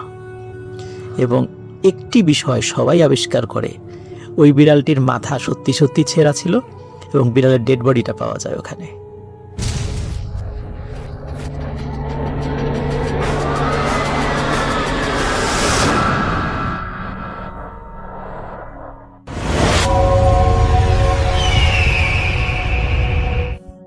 হ্যালো লিসেনার্স, হ্যালো রাসেল ভাই, আসসালামু আলাইকুম। আশা করি সবাই ভালো আছেন, ভালোর তলায় আছেন। আজকে আমি যে ঘটনাটা শেয়ার করব এটা একটা অ্যাম্বুলেন্স কেন্দ্রিক ঘটনা। আশা করি আপনাদের সবার ভালো লাগবে। তো প্রথমে আমি আমার পরিচয় দিয়ে নিচ্ছি। আমার নাম হচ্ছে রিপন, আমি লালমিনহাট থেকে বলতেছি। আর আজকে আমি যার ঘটনাটা শেয়ার করব তার নাম হচ্ছে আফজাল। তো সে সম্পর্কে আমার দুঃসম্পর্কের একজন ভাই হয়। তো তিনি হলো অ্যাম্বুলেন্স চালাতেন। তো রাতের বেলা করে তিনি, বিশেষ করে অ্যাম্বুলেন্সগুলো রাতের বেলায় চালাতেন। দিনের বেলা তিনি ঘুমাতেন, রাতের বেলায় চালাতেন। তো তিনি আসলে রংপুর এবং ঢাকা হাইওয়েতে গাড়ি চালাতেন। তো দেখা যায় যে ঢাকা রংপুর থেকে যারা হলো ঢাকাতে যায় যাতায়াত করতো, বা হলো রুগী নিয়ে বা হচ্ছে অসুস্থ কাউকে আসলে তিনি নিয়ে যেতেন প্রয়োজনে। তো তিনি আসলে অ্যাম্বুলেন্স সার্ভিস দিতেন। তো তিনি দেখা যায় যে রংপুর মেডিকেল কলেজে হাসপাতালের কাছাকাছি থাকতেন সব সময়, ওখানে কাছাকাছি গ্যারেজে থাকতেন। ওখান থেকে যারা ভাড়া করতো তিনি তাদেরকে ঢাকার উদ্দেশ্যে নিয়ে যেতেন। এছাড়াও তিনি শুধু ঢাকা না, অন্যান্য রাজশাহী বা হচ্ছে স্থানীয়ভাবে লালমিনহাট এই জায়গাগুলোতে যদি কেউ যেত সেগুলোতে তিনি যাতায়াত করতেন। কিন্তু সবসময় তিনি হলো রংপুর থেকে ঢাকা রোডেই বেশি চালাতেন। তো সেই আফজাল ভাই তিনি একটা এই অ্যাম্বুলেন্স চালানোর সময় একটা ভৌতিক অভিজ্ঞতার সম্মুখীন হয়েছেন। তিনি আমাকে এটা শেয়ার করেছেন। আমি চেষ্টা করব তার মতো করে ঘটনাটা আপনাদের মাঝে শেয়ার করার। তো আমি সরাসরি ঘটনা চলে যাচ্ছি। সময়টা ছিল 2015 সাল, আজ থেকে প্রায় 11 বছর আগের ঘটনা। তো সেই সময় তিনি রেগুলার রংপুর থেকে ঢাকাগামী চালাতেন। তো দেখা যায় যে তিনি একদিন কোনো একটা কারণে তিনি আসলে ওই নর্মালি রুগী উঠাতেন, কখনো তিনি লাশ উঠাতেন না। তো দেখা যায় যে সেদিন একটা আসলে ওই আপনাদের রংপুর থেকে কুড়িগ্রাম রোডে আসলে তার একটা ট্রিপ পান তিনি। কিন্তু সমস্যা হচ্ছে যে কোনো রুগী ছিল না। তিনি একদিন সেদিন আসলে একটা লাশ নিয়ে যাওয়ার অফার পান। তো ওই তিনি প্রথমে মানা করে যান যে না আসলে ভাই, আমি তো গাড়ির মধ্যে কোনো লাশ উঠাই না। কিন্তু ওই পরিবারটা কোনোভাবেই তারা মানতেছে না এবং তাকে হলো তার ভাড়া থেকে আরো 2000 টাকা এক্সট্রা ভাড়া দেওয়ার কথা বলে।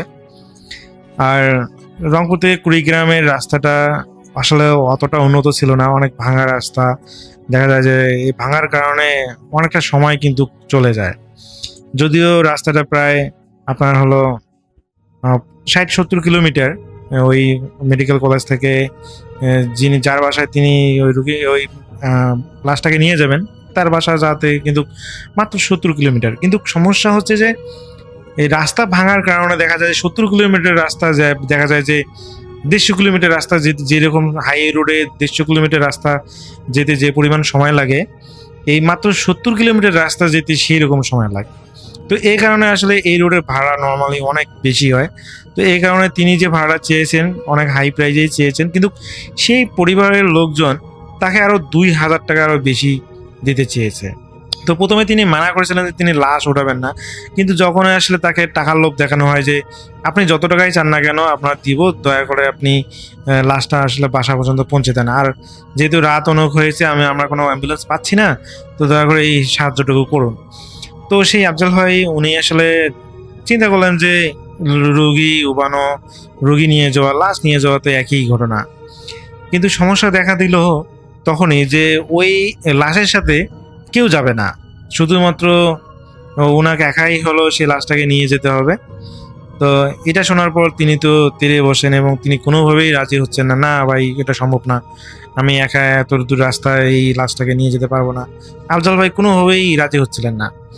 তো পরবর্তীতে দেখা যায় যে সেই যিনি হলো গাড়ি ভাড়া করতে যাচ্ছিলেন, তো তিনি বললেন যে ভাই দেখেন, আপনি আমার কাছে 8000 টাকা চেয়েছিলেন, যাই হোক আপনি আর বাড়াবাড়ি করিয়েন না, আমি আপনাকে 15,000 টাকাই দিব, আপনাকে ডাবল ভাড়াই দিচ্ছি, আপনি দয়া করে লাশটা নিয়ে যাওয়ার ব্যবস্থা করুন। তো পরবর্তীতে আফজাল ভাই একা নিয়ে যেতে ভয়ও পাচ্ছিল। তো উনি আসলে ওনার একজন সহযোগী যিনি আসলে ওই গাড়িটা রেন্টে তিনি চালান, তো এই কারণে তিনি এবং তার একজন সহযোগীকে তিনি ডাক দেন ফোন দিয়ে। উনিও রংপুরেই ছিলেন। তো উনি আসেন এবং ওনারা দুজন মিলেই সেই গাড়িটা তারা স্টার্ট দেন লাশটাকে নিয়ে যাওয়ার জন্য। রাসেল ভাই ওরা যখন ওই গাড়িটা নিয়ে কুড়িগ্রামে ঢোকার পর মানে প্রায় হলো কাছাকাছি চলে এসেছে, আর মাত্র 15-20 কিলোমিটার গেলেই আসলে তারা সেই কাঙ্ক্ষিত লোকেশনে তারা চলে যাবে। তো সেই সময় তারা চিন্তা করে যে একটু রেস্ট নেয়ার, যেহেতু গাড়িটা অনেকক্ষণ থেকে চলতেছে, তারা একটা রেস্ট নেবে। তো একটা রাস্তা ধারে একটা টং ছিল, সেই টঙের মধ্যে তারা থামে এবং সেখানে তারা দুজন যে চা খায়। তখন রাত আনুমানিক 12টা ছিল। নর্মালি হাইওয়ে রোডে কিন্তু এই ধরনের ছোট ছোট টঙের চায়ের দোকানগুলো পাওয়া যায়। তো তিনি চা খাওয়ার পর তিনি গাড়িটা যখন আবার স্টার্ট দেওয়ার চেষ্টা করেন, কিন্তু কোনোভাবে গাড়িটা স্টার্ট নিচ্ছিল না। তো দুইজনেই আসলে খুবই ভালো ড্রাইভার ছিল এবং তারা গাড়ির যন্ত্রাংশ সেটা সমস্ত বিষয়গুলো তারা খুব ভালোভাবেই জানে। তো গাড়িটা যখন কোনোভাবে স্টার্ট নিচ্ছিল না, তখন ওই আফজাল ভাই যে সহযোগী, উনি গাড়ি থেকে নেমে সামনের ব্যাক ডালাটা খোলেন এবং দেখতে পান যে ওখানে স্পার্ক যেটা আছে, স্পার্কটা খোলা। এই কারণে আসলে গাড়িটা স্টার্ট নিচ্ছে না। তো কোনোভাবেই তারা বুঝতে পারতেছে না যে স্পার্কটা এটা খুললো কেমনে। এটা আলগা হওয়া বিষয়টা ঠিক আছে, কিন্তু এটা একদম খুলে যাওয়া বিষয়টা কিন্তু মোটেও কিন্তু স্বাভাবিক বিষয় নয়। তো যাই হোক, এটা হয়তো কোনো কারণে খুলে গেছে, তারা এটা প্রথমে ভেবে নেয় এবং ওনার সহযোগী, আফজাল ভাইয়ের সহযোগী, সেই স্পার্কটা লাগান এবং গাড়ি আবার চলতে শুরু করে। তো রাসেল ভাই সেই বাড়ি যারা তারা লোকেশনে পৌঁছায় এবং লোকেশনে পৌঁছার পর যখন জিজ্ঞেস করে যে এরকম এরকম নাম, এই বাড়ির কি চেনেন, মানে ওখানে তারা একজন মুরব্বী লোককে খুঁজে পান। তো ওনাকে জিজ্ঞেস করার পর ওই লোক তো বেশ অবাক হয়ে যায় যে না, এই এলাকায় তো এই নামে কেউ নাই। তো তারা ভাবেন যে হয়তো এই লোক চিনতেছে না, তারা আরেকজনকে জিজ্ঞেস করেন। তো তিনিও আসলে ওইভাবে বলতেছেন না, কেউ তো এটা চেনে না। তো তারা কোনোভাবেই বুঝতেছে না যে কি ব্যাপার, কোন এলাকায় আসলাম, অথচ এমন ঠিকানা দিল, কেউ চিনতেছে না। তো তারা সবকিছু ঠিকানা তাদের যে লিখে দিয়েছিল, যে ঠিকানা একদম সবকিছু ঠিকঠাক আছে, তারা একই গ্রামে এসেছে, একই এলাকায় এসেছে, কিন্তু চিনতেছে না কেন। তো এইভাবে করতে করতে দেখা যায় তারা রাতের মধ্যে 2-3জনকে পেয়েছিল এবং তারা আসলে চেনে না। তো তারা চিন্তা করে যে সকাল পর্যন্ত অপেক্ষা করি, তারপরে দেখা যাক যদি পরিচিত এখানে পাওয়া যায়। তো যখন সকাল হয়, সকালবেলা ওনারা দুজন প্রায় মিনিমাম 20টা মানুষকে জিজ্ঞেস করেছে, কিন্তু কেউ সেই লোকেশনের বাসায় কাউকে চেনে না। এটাতে তারা প্রচন্ড পরিমাণে রেগে যায় যে কি ট্রিপ নিল, লাশ নিয়ে এখন তারা কি করবে, পুলিশের ঝামেলায় পড়ে কিনা, এই জন্য একটা টেনশন। তো রাসেল ভাই যখনই তারা চিন্তা করলো যে কি করবে, তো তারা চিন্তা করলো যে যাই হোক লাশটা নিয়ে তারা ঢাকায় ব্যাক করবে এবং রংপুরে ব্যাক করবে এবং রংপুরে ব্যাক করে যেখান থেকে তারা ট্রিপে নিয়েছিল সেখানে বুঝিয়ে দেবে বা সেখানে রেখে যাবে সেই লাশটা। তারা পরিকল্পনা করলো। তো যেহেতু এই গ্রামের কেউ চিনতেছে না, তো তারা আসলে যখন পুনরায় রংপুরে যাওয়ার জন্য গাড়িটা স্টার্ট করবে, তো তারা যখন সেই লাশটা চেক করতে চাইলো, তখনই তারা দেখলো যে সেই যে কফিনটা, নর্মালি কফিনের ভিতরে লাশটা ছিল, তারা দেখে যে কফিনটা সেই ওই অ্যাম্বুলেন্সের মধ্যে নেই। এটা থেকে তারা এত পরিমাণ ভয় পেয়ে যায় এবং তারা কি করবে বুঝতে পারতেছে না। রাসেল ভাই এরপরে তারা দুজন সেখান থেকে চলে আসে, আবার পুনরায় রংপুরে চলে আসে, যদিও তাদের বাসা রংপুরে ছিল, ওই আফজাল ভাই এবং তার সহযোগীর। তো এরপরে তারা ওই লোকেশনে এসে যারা আসলে হায়ার করেছিল ওদেরকে খোঁজার চেষ্টা করে, কিন্তু কোনোভাবে ওই লোকদের নামটা তারা জানতো, কিন্তু ওই ধরনের লোক বা এই ধরনের ভাড়া করেছিল, এই ধরনের কোনো কিছুই সেখানে তারা ওই ধরনের কোনো কিছু খুঁজে পায় না। নর্মালি ওই রংপুর মেডিকেল কলেজের সামনে থাকা যে টংগুলো আছে, ওইখানে ওরা ওইখানে আলোচনা করে বা দেখা যায় যে গাড়ি ভাড়ার বিষয় নিয়ে কথাবার্তা হয়। তো ওখানে এসে যখন শেয়ার করা হয় যে এরকম সকালবেলা একটা আজকে ট্রিপ নিয়ে গেছিলাম, তো ওই যে লোকটা ছিল আপনি কি তাকে চিনেন? তো ওই লোক বলে যে না, তো আমি তো চিনি না। আর সকালবেলা কোথায় আপনি ট্রিপ নিয়ে গেলেন? আপনি না কুড়িগ্রামে গেলেন, বললেন যে আপনার কে অসুস্থ আছে এটা বলে গেলেন। তো এই আফজাল ভাই আমার তার সহজেই কোনোভাবেই বুঝতেছে না যে এগুলো কি হচ্ছে। তারা সেখানে গিয়ে প্রথমত গ্রামের কাউকে খুঁজে পেল না, লাশ মিসিং। আবার এখানে এসে সেই যে লোক হায়ার করছিল তাকেও খুঁজে পাচ্ছে না। মানে তারা প্রচন্ড পরিমাণে ভয় পায় এবং এই ভয়ের কারণে তারা রাসেল ভাই প্রায় টানা 7 দিন দুজনে নাকি জ্বরে ভুগেছিল এবং তারপর থেকে তারা আবার সুস্থ হয়ে যায়। তারা আবার নিয়মিত রেগুলার অ্যাম্বুলেন্স চালানো শুরু করে। তো আফজাল ভাই জানিয়েছেন যে এটা তার জীবনের একটা ঘটনা। আমি জানি ঘটনাটা রাসেল ভাই খুব ভয়ানক না হলেও আসলে এটার কোনো ব্যাখ্যা আসলে নাই, এটা কিভাবে সম্ভব। রাসেল ভাই, এটাই ছিল আফজাল ভাইয়ের ঘটনা। যদি ভালো লাগে থাকে তাহলে প্রকাশ করবেন। সবাই ভালো থাকবেন, সুস্থ থাকবেন। আল্লাহ হাফেজ।